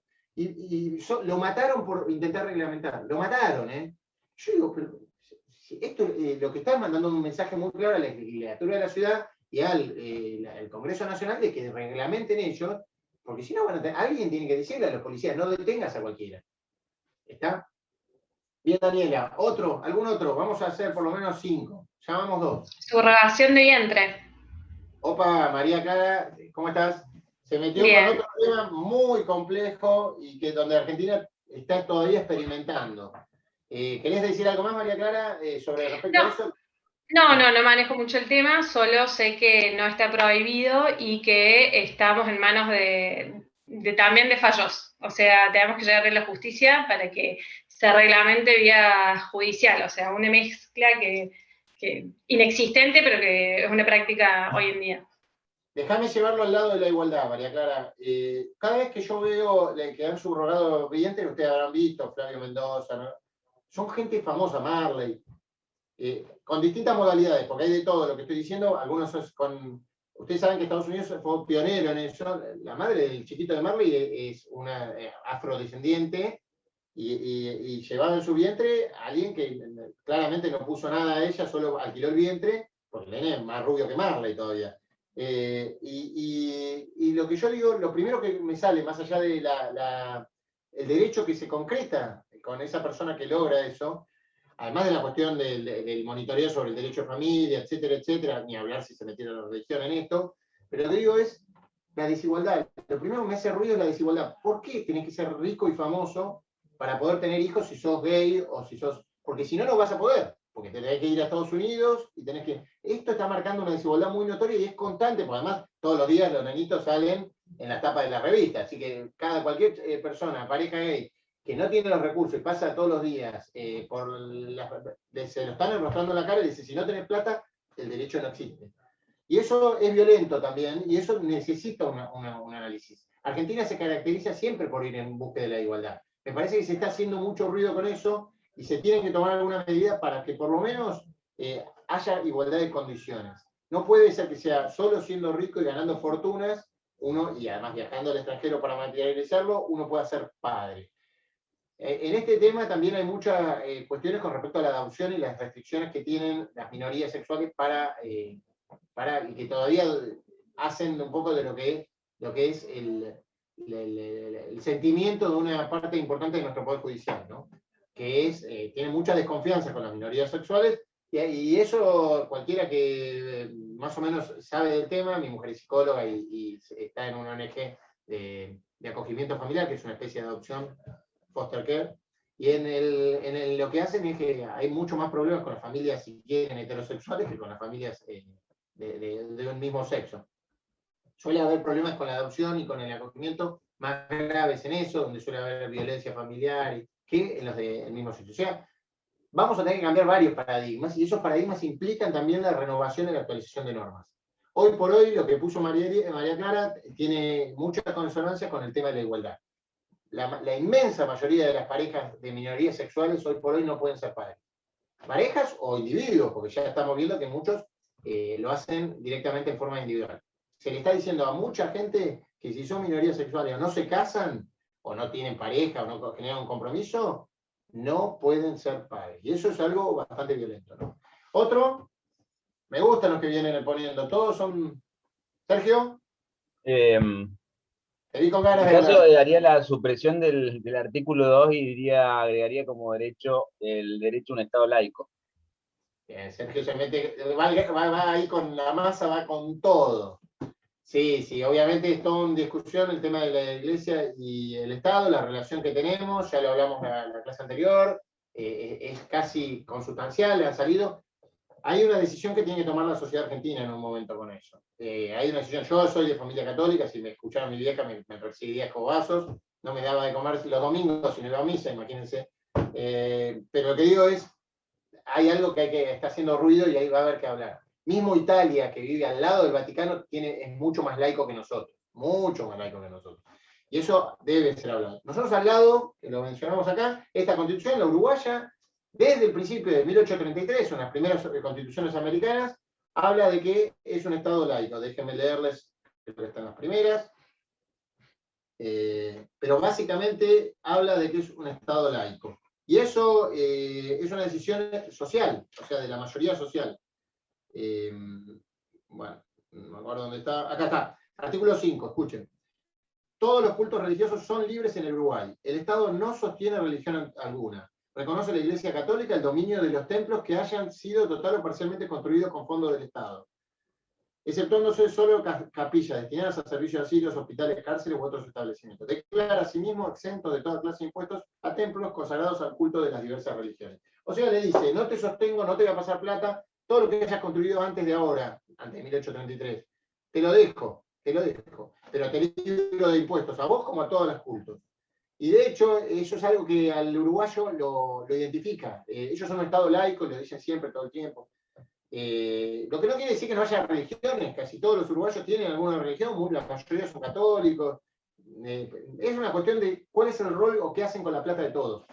Hace poquito hubo, y seguramente ustedes lo han escuchado, porque muchas de estas cosas parece que la habláramos de hace 1000 años, y es del año 2017, donde la Corte resolvió en el caso de Provincia de Salta, declarar la inconstitucionalidad en un artículo de la Constitución salteña. O sea, una constitución provincial tenía una norma que era inconstitucional respecto a la Constitución nacional, que es preferente, suprema, en la cual obligaban a impartir la enseñanza católica en todas las escuelas públicas. Quienes motivan la acción por la cual llega a la Corte y la Corte termina decretando la inconstitucionalidad de esa norma, o sea, saquen catequesis de las escuelas públicas, déjenla si quieren las escuelas católicas, pero no se la obliguen a los padres que mandan chicos si son ateos, agnósticos, judíos o de cualquier religión, o incluso católicos, porque no quieren que les den el catolicismo en la escuela pública. Entonces, pero tuvo que decirlo la Corte en el año 2017, y aún así tiene resistencia para implementarse ese fallo. Y en el medio, digamos otra cosa, porque todos somos cancheros desde acá, de Buenos Aires, de La Plata, la provincia, pero ambos estados, tanto el de la ciudad como el estado provincial, porque son a ese nivel, en el segundo nivel de las provincias, donde se producen la mayor transferencias del Estado a la Iglesia, y no lo hace a través de sueldos a los capellanes, que son 2 mangos. No, son las transferencias al sistema educativo. Hay tremendas transferencias a escuelas parroquiales, a institutos religiosos, incluso a universidades privadas, que son de la Iglesia Católica o de alguna de sus congregaciones. Ahí está la discusión, ahí están los miles de millones, y no los 130 millones que reconoció el año pasado el jefe de gabinete cuando fue y le preguntaron. Esos son sueldos de obispos y es mucha plata, todo, pero no es el volumen. El volumen grande de financiación en la Iglesia se da a través de la educación. El subsidio enorme de 80-90% que tienen, por eso cobran cuotas bajas, pues es un mecanismo que tienen también las iglesias y las parroquias para mantener, si quieren, el clero, lo que sería ay, no me acuerdo, feligresía. Esos términos se me van perdiendo con el tiempo. Pero bueno, es una discusión de fondo y tiene que ver también con lo que decimos. Sepamos que el aborto se trató recién en el año 2021 porque ahí lo vimos fuerte en la Iglesia en todo lo que es. Y está bien que este lobby, yo creo que sí. Para mí todas las organizaciones eclesiásticas tienen que hablar. El problema es que ese lobby no sea obstaculizador de una voluntad mayoritaria social. Yo creo que, sobre todo por el movimiento feminista, constante y creciente, se logró instalar en agenda un tema que tenía una resistencia muy grande. Ahora, ¿había que escuchar a la Iglesia? Sí, claro, hay que escuchar a la Iglesia evangélica, hay que escuchar a todos. pero eso se escucha y el lugar para escuchar es el Congreso. Por eso cuando hablamos de eutanasia, cuando hablamos de financiamiento, hay que llevar las cosas al Congreso, hay que obligar a que se toquen estos temas. Lo que no podemos seguir tocando temas tan importantes abajo de la alfombra. La hipocresía normativa nos liquida como ciencia. Imagínense si los médicos tuvieran semejante afrenta, semejantes hipocresía que dijeran, te di la vacuna y no se la dio, te di la vacuna y se muere la gente, ¿cómo no le vas a dar la vacuna? Dale la vacuna. Si no, no va a funcionar. Lo mismo con nosotros. Nosotros no podemos regular sobre cosas donde las cosas importantes se guardan abajo de la alfombra. Todo, lo más importante tiene que estar bien a la vista. La transparencia es parte sustancial de nuestra disciplina. ¿Algún otro más que quiere aportar uno? Todos han tenido a alto nivel, así que nadie dijo nudismo. Ojo que cuando yo estuve en España estudiando en Salamanca, saltaron con el nudismo, por eso los gallegos están de la cabeza. Pero estaban con que las playas también tienen muchas playas, pero el nudismo es un derecho, querían ir a las clases de nudo. Que eso ya me parece un poquito. A mí me sigue haciendo ruido, soy de una generación anterior. Mario, ¿qué ibas a decir? No me digas nudismo porque. No, el derecho a ejercer la prostitución.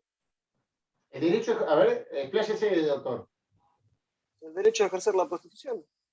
¿Existe ese derecho? No, está penado. Bueno, a ver, hasta donde yo sé. Sería el derecho, garantizar el derecho laboral de las trabajadoras sexuales, porque en realidad la prostitución no está prohibida. O sea, a ver, Luisina y Mario, si mal no lo entiendo, porque hasta donde yo entiendo la prostitución está tolerada, que quiere decir que no es que está impulsada ni favorecida. Y lo que apuntan, me parece el mix de ambos, es que haya una reglamentación laboral que las proteja en materia de seguridad e higiene, de condiciones de violencia. Exactamente, pero además algo parecido a lo que pasa pero si una persona quiere consumir prostitución hoy por hoy en la Argentina, no puede hacerlo en un comercio o en algo que esté reglamentado. No hay comercios que ofrezcan servicios sexuales. Como un trabajo, y es cierto, bueno, algo que tiene que ver también con el derecho al ocio y al esparcimiento, y del otro lado, Luisina, aportando el tema del otro lado, que es no solo del consumidor, sino de la trabajadora sexual sería. Sin duda, también existe una fuerte hipocresía con respecto a eso. Fuerte hipocresía. Insisto con el tema que tiene que ver con todo esto, que tiene que ver con la moral. Cuando la moral se mete en el derecho y hace este tipo de obstáculos para hablar de algunas cuestiones. Con el tema del nudismo lo decía también porque en San Francisco hay un tipo que todavía sigue dando vueltas, San Francisco de California, en un barrio que se llama Castro. Y el tipo hay una película, es del mismo distrito donde es Milk, el primer concejal homosexual, que tiene su película con Sean Penn, ¿no? Este tipo anda desnudo el día de hoy, lo arrestaron 450.000 veces por ir desnudo, pero el tipo no es patológico, es un derecho que ha logrado que se le fuera reconocido, y hay ordenanzas y creo que normas del Estado de California reconociendo el nudismo como una posibilidad, porque los cansó yendo a prisión. Lo metía, el flaco siempre desnudo, y sigue dando vueltas y uno lo ve, ya es viejo, pero está caminando desnudo como ejercicio de un derecho, ¿no? Siempre se necesita algún rupturista, algún revolucionario que amplíe, porque si uno se pone a pensar, ¿de dónde viene el nudismo? ¿Viene de lo que de los temores que uno tiene con respecto al otro? O en realidad a la visión que uno se hace del otro.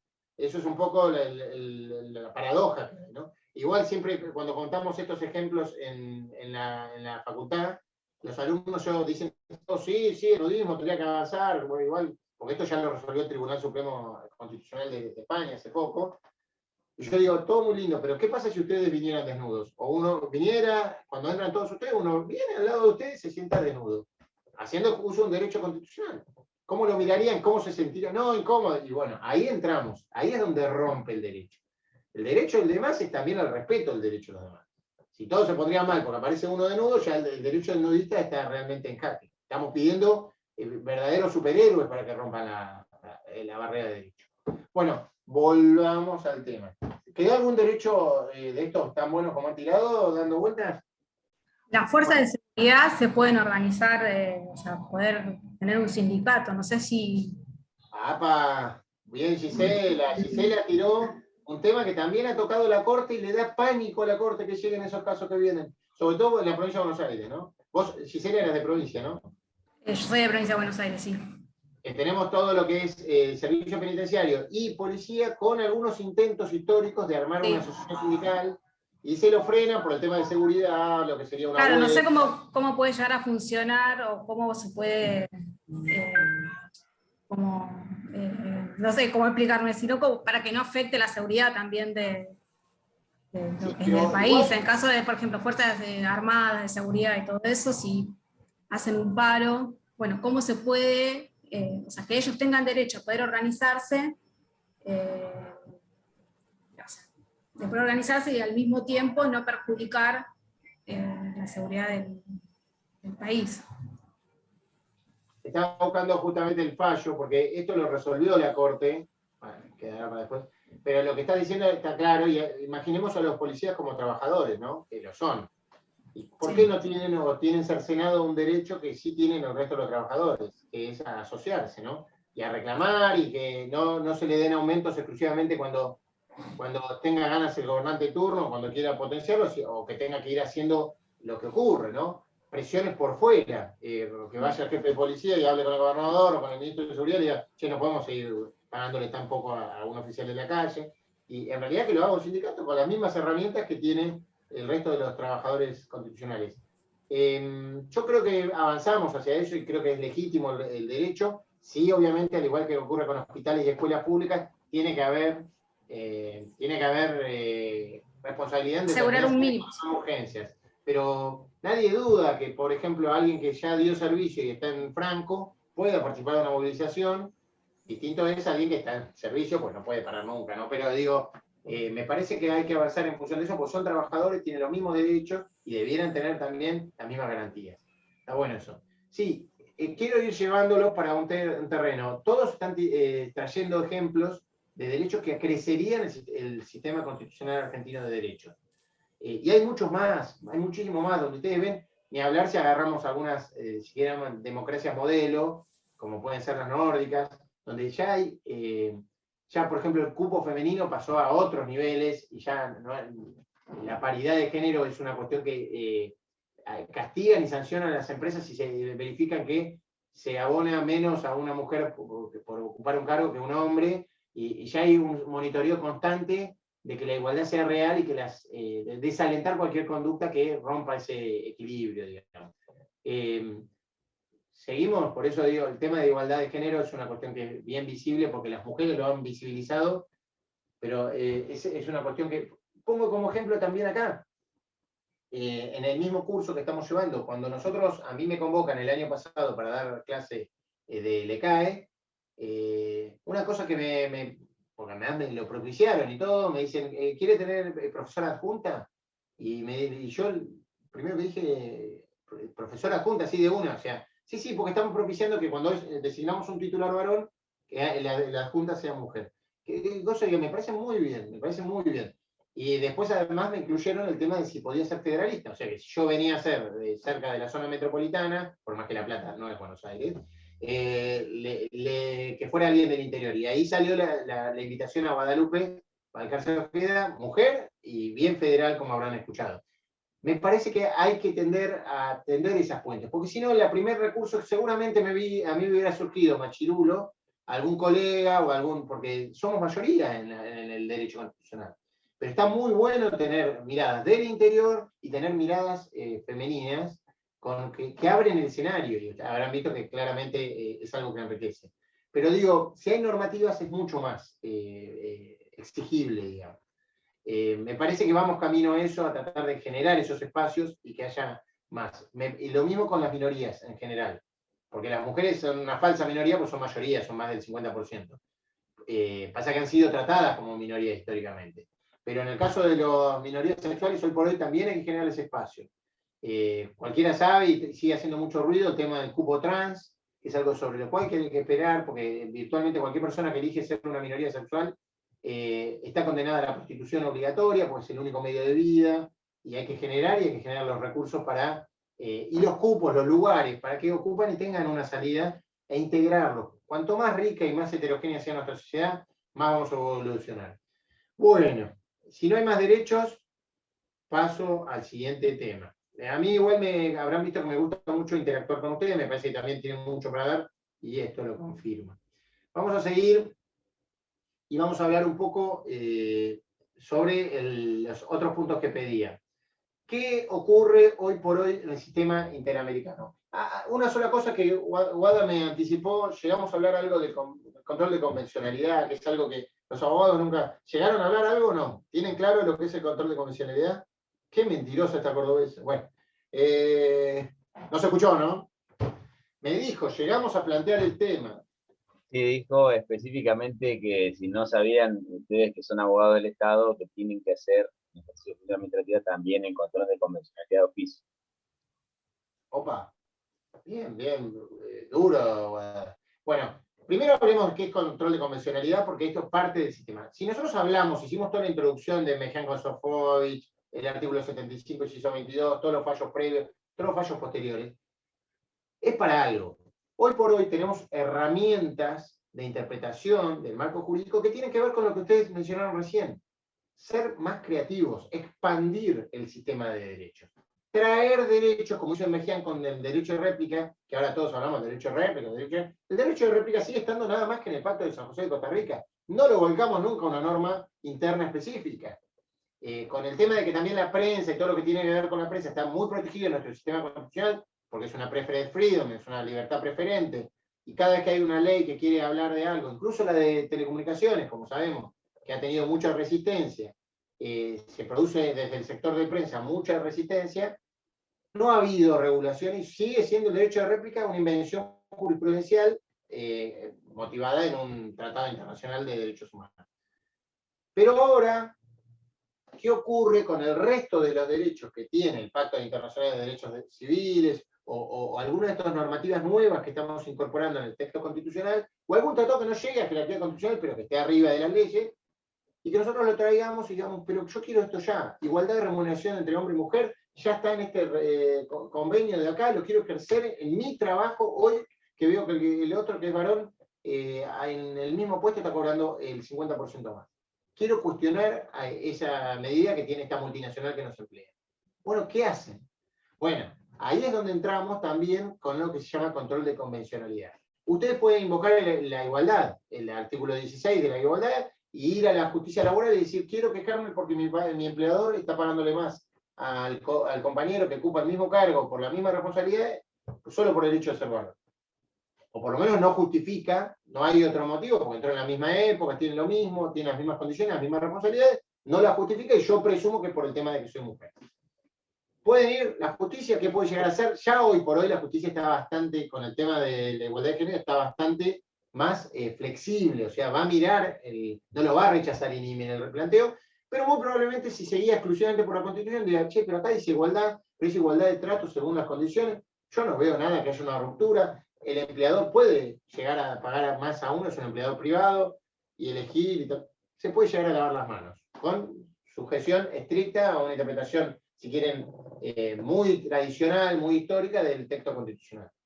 Ahora, si vamos a los convenios internacionales que hay sobre paridad de género, ustedes, aprobados por el Congreso, ustedes pueden venir y decir, no, esperen, si bien no integra el bloque de constitucionalidad, yo quiero que esta norma aprobada por la ley, este tratado aprobado por el Congreso, en virtud del control de convencionalidad, o sea, de una norma internacional, la aplique y la haga plausible en este caso concreto. Entonces el juez va a tener que superar el análisis de constitucionalidad y va a tener que ir al de convencionalidad, que son los convenios internacionales. Entonces hay un doble filtro que tienen que superar. Por ahí el de constitucionalidad, a pesar de toda la interpretación dinámica que hicieron, o sus abogados se esforzaron a hacer, no les facilita un acceso inmediato, el de convencionalidad se los va a dar. Ahora, ¿qué pasa? Esto parece muy lindo, muy simpático, pero ¿qué pasa en casos concretos? Yo tengo que comentarles que hay chispas frecuentes entre los sistemas internos y los sistemas internacionales. Y hoy por hoy tenemos algunos casos que han sido emblemáticos.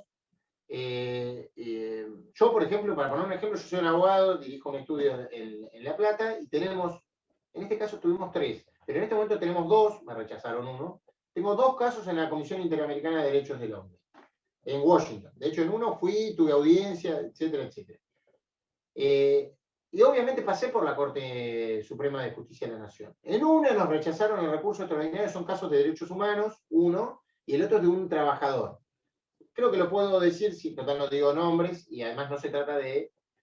uno era un trabajador, miren el caso muy puntual, resumiéndolo muy brevemente, un trabajador rural, pero que trabajaba para un municipio muy pequeño de la provincia de Buenos Aires, que tenía una adicción al alcohol. Era alcohólico, pero era alcohólico que no lo manejaba, ¿no? Con familia, adicto al alcohol y analfabeto. Pobre, tenía completo.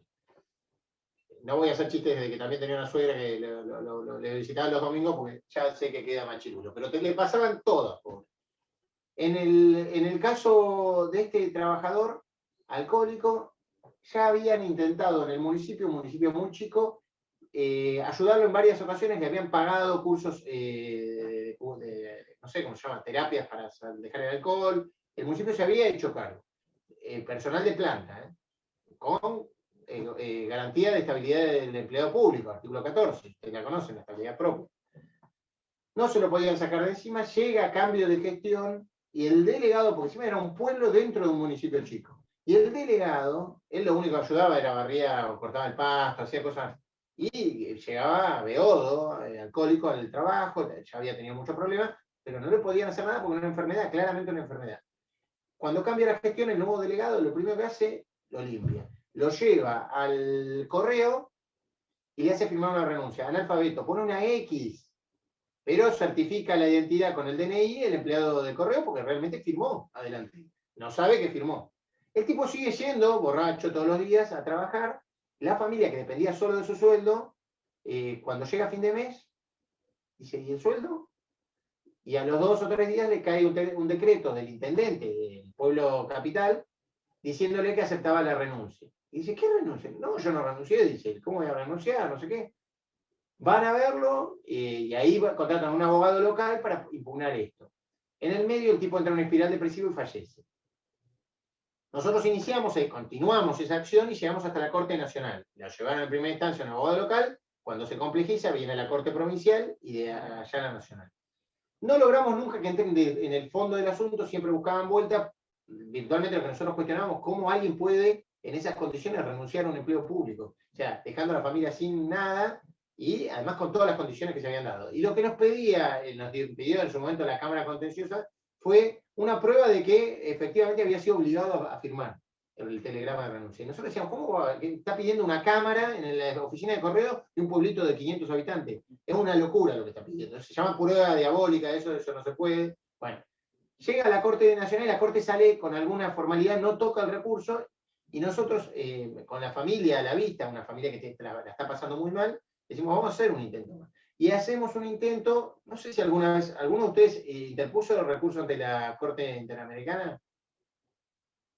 Tiene un nombre, yo solo mencionarlo tardo más de lo que tarda hacerse un recurso. Porque nosotros estamos acostumbrados a los recursos extraordinarios, a las 40 fojas. No, este es un formulario, a ver si me permiten les comparto, es un formulario virtual.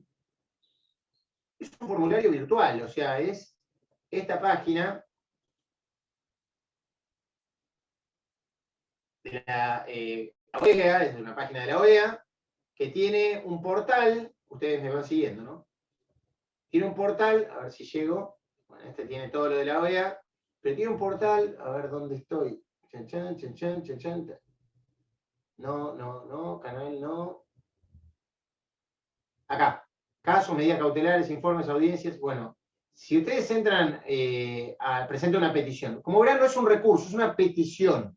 Si ustedes presentan una petición, yo ya estoy abriendo, no sé si les sale a ustedes, pero les da además, tienen que registrarse una única vez, y lo que hacen es, ingresan y hacen tiene tutoriales muy simples, y lo que se hace es llenar un formulario virtual. Lo que hacen es llenar un formulario virtual en el cual, yo sí, creo que estoy cargado acá, no estoy cargado. No estoy cargado.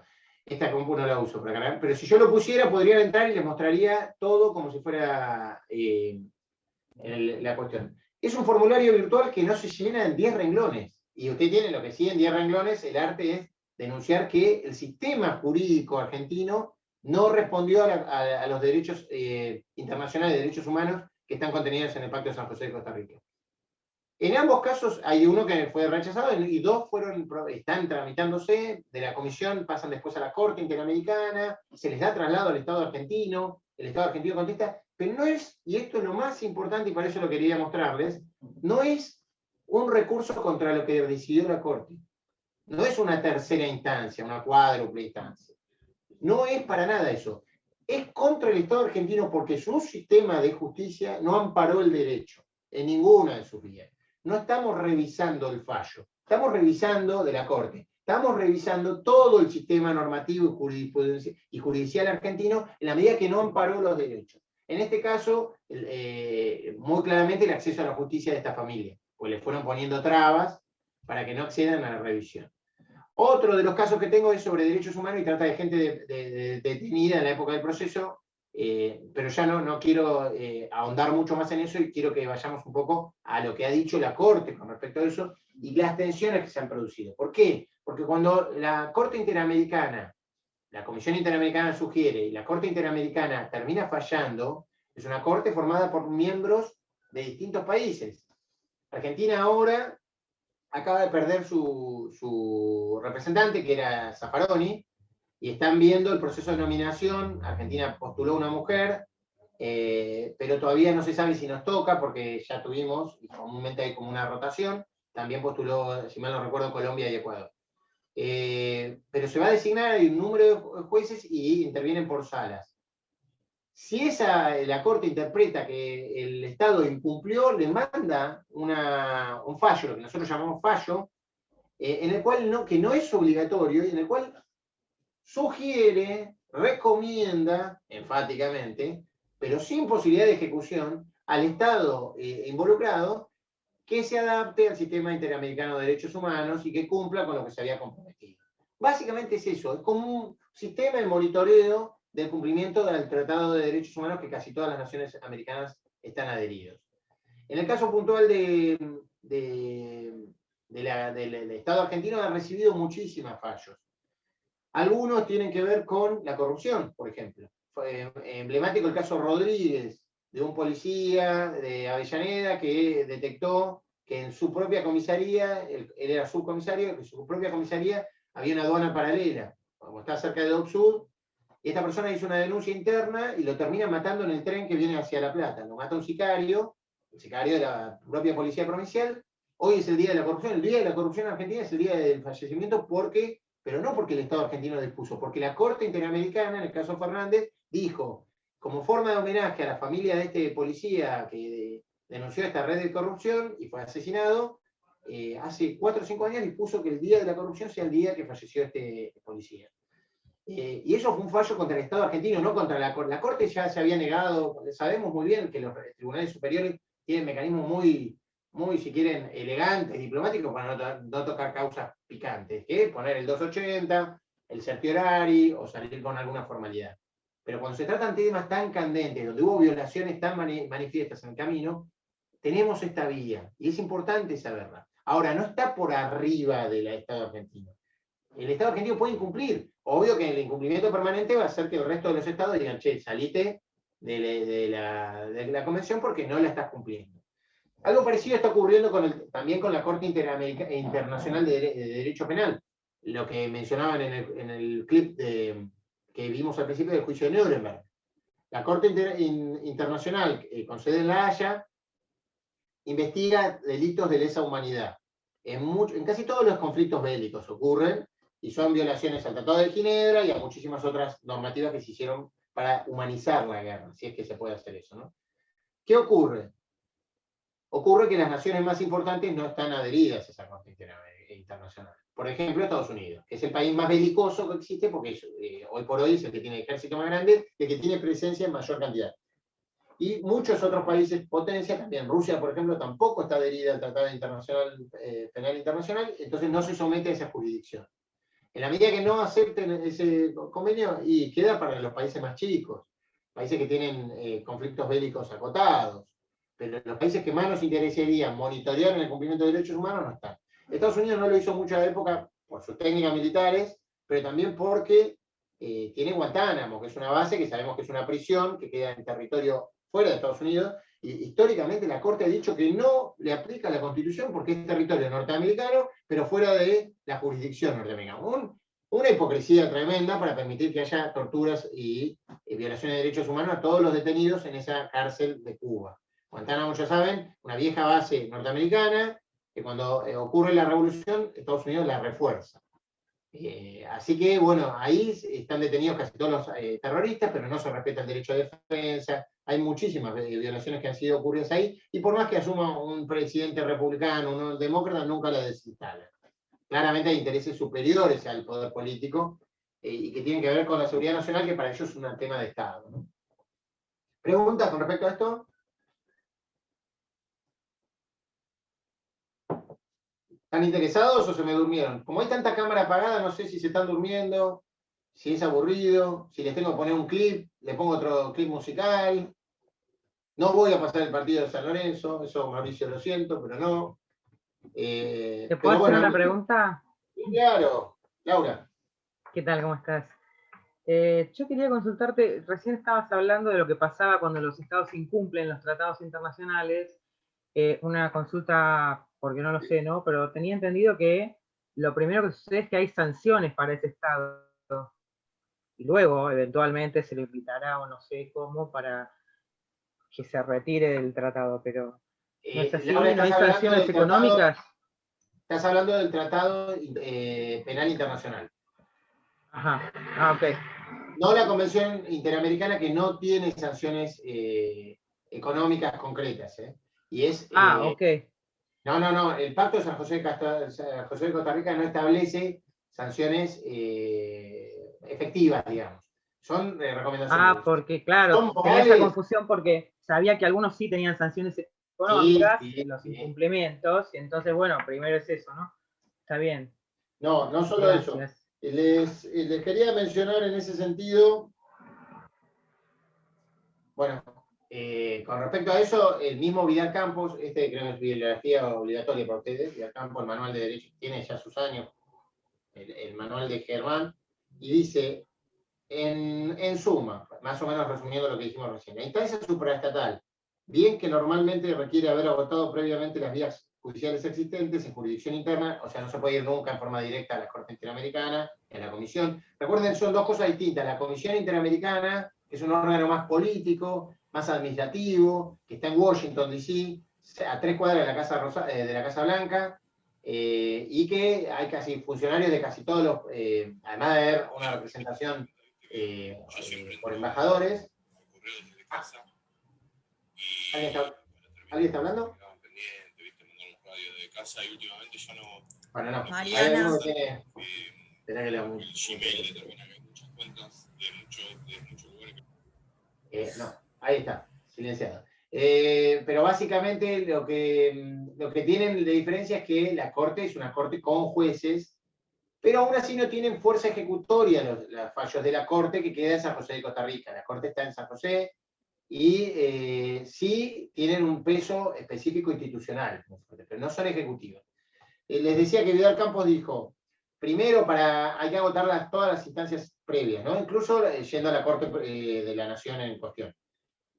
Y también normalmente tiene que haber recaído sentencia, pero eso no implica una revisión de la sentencia argentina, de ninguna. A la jurisdicción supraestatal no le interesa que la violación a los derechos del pacto sea, en nuestro derecho interno, constitucional o inconstitucional. Lo que verifica es si nuestro Estado incurrió por acción u omisión en incumplimiento del pacto y de responsabilidad internacional. Por ello, la Corte Interamericana no es una instancia más que prolongue las internas, ni tampoco actúa como alzada del Tribunal Argentino. La jurisdicción supraestatal no se provoca mediante recurso contra la sentencia argentina, sino es una nueva instancia independiente. Lo que veíamos recién, por eso dice petición y no dice recurso. No hay recurso porque lo único que pide es, vos agotaste todo adentro del Estado argentino, todo lo que se puede hacer. Bueno, podés venir y denunciar, porque la petición en realidad es una denuncia, que tu Estado, comúnmente tu Estado, está incumpliendo con el pacto de San José de Costa Rica, con la Convención Interamericana de Derechos. ¿Está? Esto es importante que lo tengan en cuenta porque tenemos en la cabeza, y de hecho los clientes a veces nos dicen, ¿se puede ir a algún lado más? Nos dio mal la Corte, ¿se puede ir a la Corte Celestial? No, no existe la Liga de la Justicia, no existe. Es la Corte Interamericana, pero solo con respecto a los derechos contenidos en el pacto y contra el Estado argentino. No se le da traslado a la Corte Suprema de Justicia. Es más, le digo, porque me está pasando justo en uno de estos dos casos ahora, se le da traslado a Cancillería. Cancillería lo remite al Ministerio de Justicia y contestan, preparan que no parece un escrito judicial, es como un dictamen que preparan, que es la contestación del Estado argentino. Una cuestión importante con esto, que creo que tienen que ver, ustedes tuvieron que estudiar Fontevecchia, ¿no? El famoso caso Ministerio. ¿Alguno lo quiere? Sergio, te vi, dijiste sí, sonaste. Lo malo de Zoom es que los veo perfectamente. Sergio, ¿querés contar qué pasó con Fontevecchia, Menem, la revista de noticias? Y sobre todo, ¿qué pasó ahí? Bueno, el fallo tiene que ver con la revista Noticias cuando publicó una foto del hijo de Menem, si mal no recuerdo, que finalmente la Corte desestima el pedido de Fontevecchia, recurre a la instancia internacional y la Corte condena, entre otras cosas, a dejar sin efecto, a grandes rasgos, la sentencia de la Corte Suprema de Justicia, y ahí empieza una tensión que tiene varias revisiones y diálogos, en el cual el voto un poco más leading case es el de Rosati, que habla de bueno, los principios de derecho público establecidos en la Constitución Nacional y cómo la Corte Interamericana no es una ente de cuarta instancia, de que son normas coadyuvantes, complementarias, subsidiarias, hace un montón de terminología justamente para decir que no le pueden venir a decir a un poder judicial independiente y definitivo en sus decisiones que tiene que dejar sin efecto una sentencia. Pero bueno, el fallo, Maqueda, que es el fallo de minoría en el ministerio, no, sí, en el fallo ministerio, que sería el fallo posterior a la condena de la Corte que le dice a la Corte de la Corte Interamericana, que le dice a la Corte deje sin efecto la sentencia. Maqueda dice justamente lo mismo que ya había referido en Cantón también, creo, que es el cumplimiento de la normativa internacional por el Estado argentino, porque independientemente de la organización interna que tenga el Estado, hacia afuera, como Estado, como miembro parte, es uno solo, entonces es responsable internacionalmente de su cumplimiento.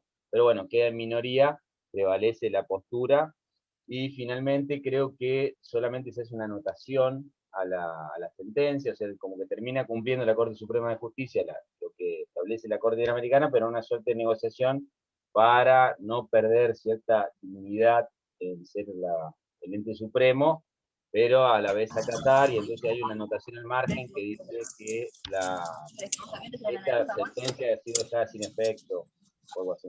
Muy bien.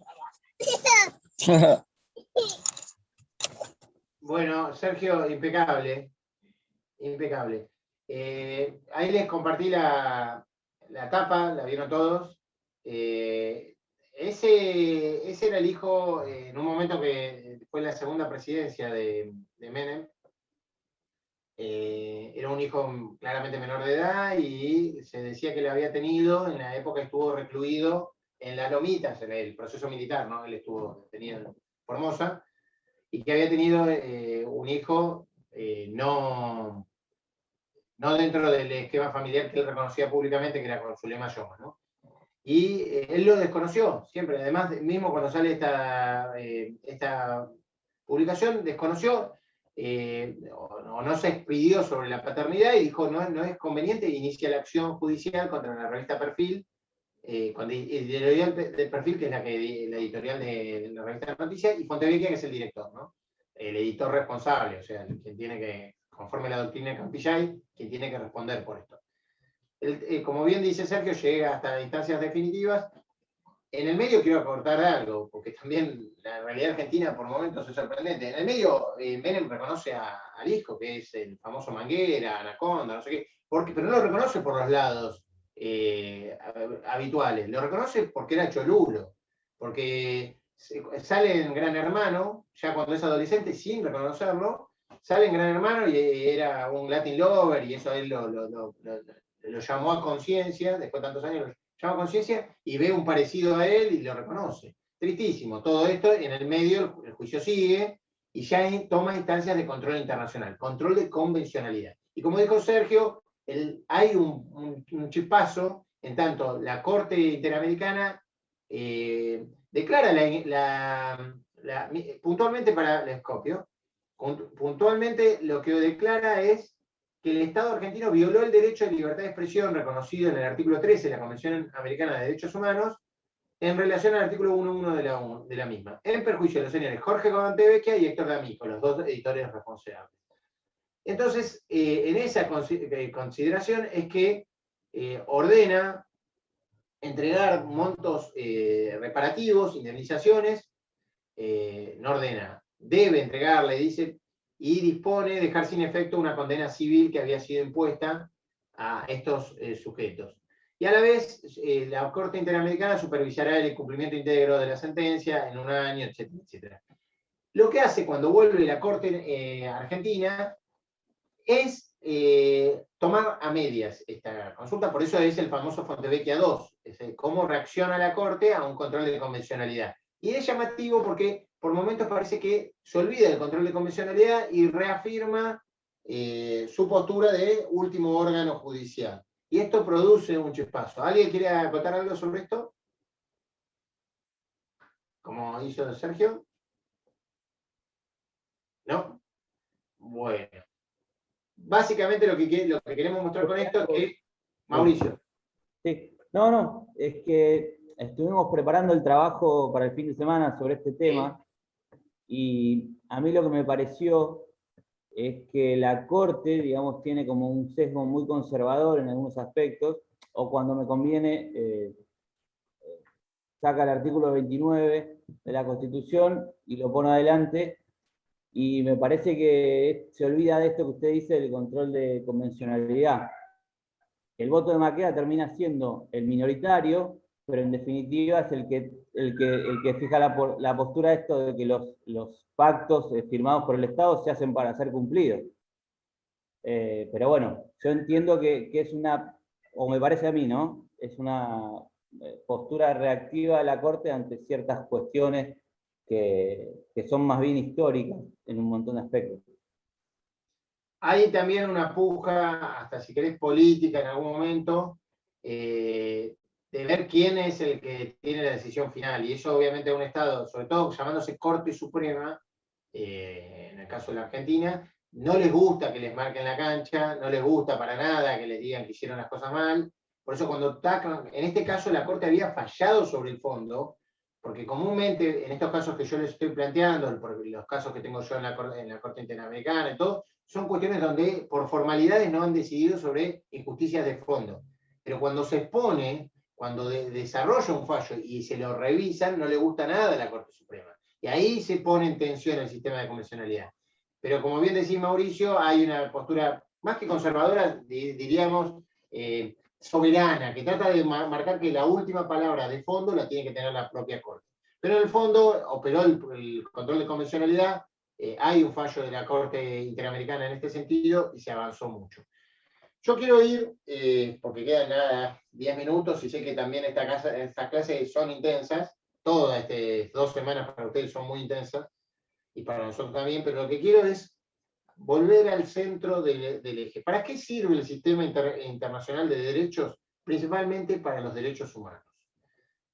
Hoy por hoy en Argentina, en el mundo hay migrantes que están tratando con chicos, tratando de pasar de un país a otro, de cruzar un muro o cruzar un río, o ahogándose en las playas del Mediterráneo, en unas playas hermosas, fallecen muchísimas personas que están huyendo de guerras.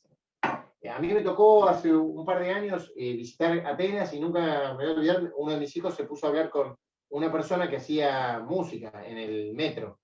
Y el tipo hablaba muy mal inglés, tampoco el mío es el mejor, pero contó que hacía 2 semanas que había llegado a Grecia por el mar de Alepo. Alepo, que nosotros lo conocemos en el campo por el sorgo de Alepo, que es un chullo que hace mal a los cultivos. Alepo es la segunda ciudad de Siria, está en plena guerra, y el tipo dijo, dejé toda la familia, y se puso a llorar ahí, un chico grande, de 25 o 30 años, y decía que quería ir para Alemania. Lo que digo es, y como él habían viajado muchos y algunos habían muerto, etcétera, etcétera. Yo lo que digo es, hay dramas humanitarios donde el sistema internacional no puede envolverse en una burbuja, construir un muro, o encerrarse en un mundo o en un sistema constitucional. Estamos permeables. Estamos viviendo una pandemia donde también hace rato estamos viendo que Brasil, Uruguay, Paraguay, Chile están subiendo casos. ¿Cuánto faltaba para que hubiera un aumento en Argentina? Es inevitable. Yo no soy médico, pero está claro que si estamos rodeados y están subiendo los casos a todos lados, es una cuestión de tiempo, de que va a permear, porque además cualquiera que va a zona de frontera en Argentina, sobre todo Misiones, Corrientes, el norte, Bolivia, Jujuy, es constante, hay gente que cruza todo el tiempo y ni siquiera las facultades de control y monitoreo estatal dan pie, por lo menos para lo que es la migración o el contrabando hormiga. Con contrabando hormiga se contrabanda también virus y es una cuestión de tiempo de que esto llegue. En este contexto, el sistema internacional vuelve a tener peso en el sistema de la pandemia. Por eso esta clase me parece que tiene un peso específico en este momento, en esta coyuntura. Con inequidades muy fuertes, donde hay países que tienen guerra y no hay países limítrofes que estén conteniendo a los que quieren huir de esa guerra. Estoy hablando de civiles. Cuando hay desigualdades económicas tan grandes, donde hay países que tienen hambre y quieren migrar a países que todo el tiempo están exhibiendo riqueza, todo el tiempo están requiriendo riqueza, porque tampoco hay gente que se hace cargo de eso. Estamos viendo países como Estados Unidos que todo el tiempo vende bienestar económico y se pone como loco cuando le cruzan los mexicanos, y vos lo mirás y decís, pero no entiendo, ¿qué pretendés? ¿Que te miren y te aplaudan todo el tiempo? Si tienen hambre, van a intentar pasar. Es una cuestión casi de esa humanidad también esa. Y ponerle muros, o alambres de púa, o hacer que familias enteras naufraguen, me parece que es algo tremendamente horroroso. Se vienen tratados internacionales con respecto a eso, hay nuevas formas de interacción entre naciones que tienen que mirar más la equidad, por lo menos, como siempre fue con derechos humanos, mínimos de tolerancia. Como empezó el sistema de derechos internacional, con los mínimos de tolerancia para la guerra, hay cosas que no se pueden hacer, hay códigos que no se pueden, la tortura, el gas químico, la matanza indiscriminada de civiles. Si existieron antes, si lo hizo Atila el Uno, si lo hicieron los... Bueno, ya evolucionamos como humanidad. Tenemos normas mínimas que dicen que eso no se hace. Bueno, lo mismo con el tema de las migraciones y las inequidades. Hoy por hoy son violentas y son otra forma de violencia, digamos. No necesariamente todo va con la guerra ahora, que sigue siendo una calamidad, pero también van con otros fracasos que tiene el derecho, que es por lo menos no garantizar que todos los chicos del mundo coman. Me parece que ahí está buena parte del eje de lo que se viene con el derecho internacional. Tiene mucho que ver con estos virus que no reconocen fronteras, con muchas cuestiones ambientales que no tienen fronteras. Hay películas que nosotros hacemos ver en la facultad que son durísimas. No sé si los que tienen Netflix si vieron Okja, una película coreana durísima. No van a querer comer carne por un tiempo largo. Por un tiempo largo, no dije siempre, pero por un tiempo largo no. Es muy bien narrada y marca también todo el tema ambiental, la internacionalidad, porque es una multinacional que hace experimentos genéticos con ganado en todo el mundo y que tiene que ver con las consecuencias que genera eso. Y también con el capitalismo, porque hay la mano invisible del mercado, por lo visto, tiene que ser regulada en algunos aspectos, y eso es materia de los abogados también, porque hay excesos y abusos que van por los derechos humanos. Entonces, todo esto fue un planteo tendiente a que en este contexto entendamos cuál es el sistema argentino, cómo interrelacionamos con tensión, con chispa, con el sistema interamericano, que es con el que más tenemos relación. Nosotros con el derecho internacional penal todavía no hemos tenido, porque no hemos tenido nuevas guerras. Tanto Malvinas como la represión fueron previos a la conformación de este tribunal. Así que, y al Tratado de Roma. Así que todo esto será para ver. Hoy por hoy nuestro sistema de convencionalidad apunta más que nada a San José de Costa Rica, y ahí pasa gran parte de lo que viene.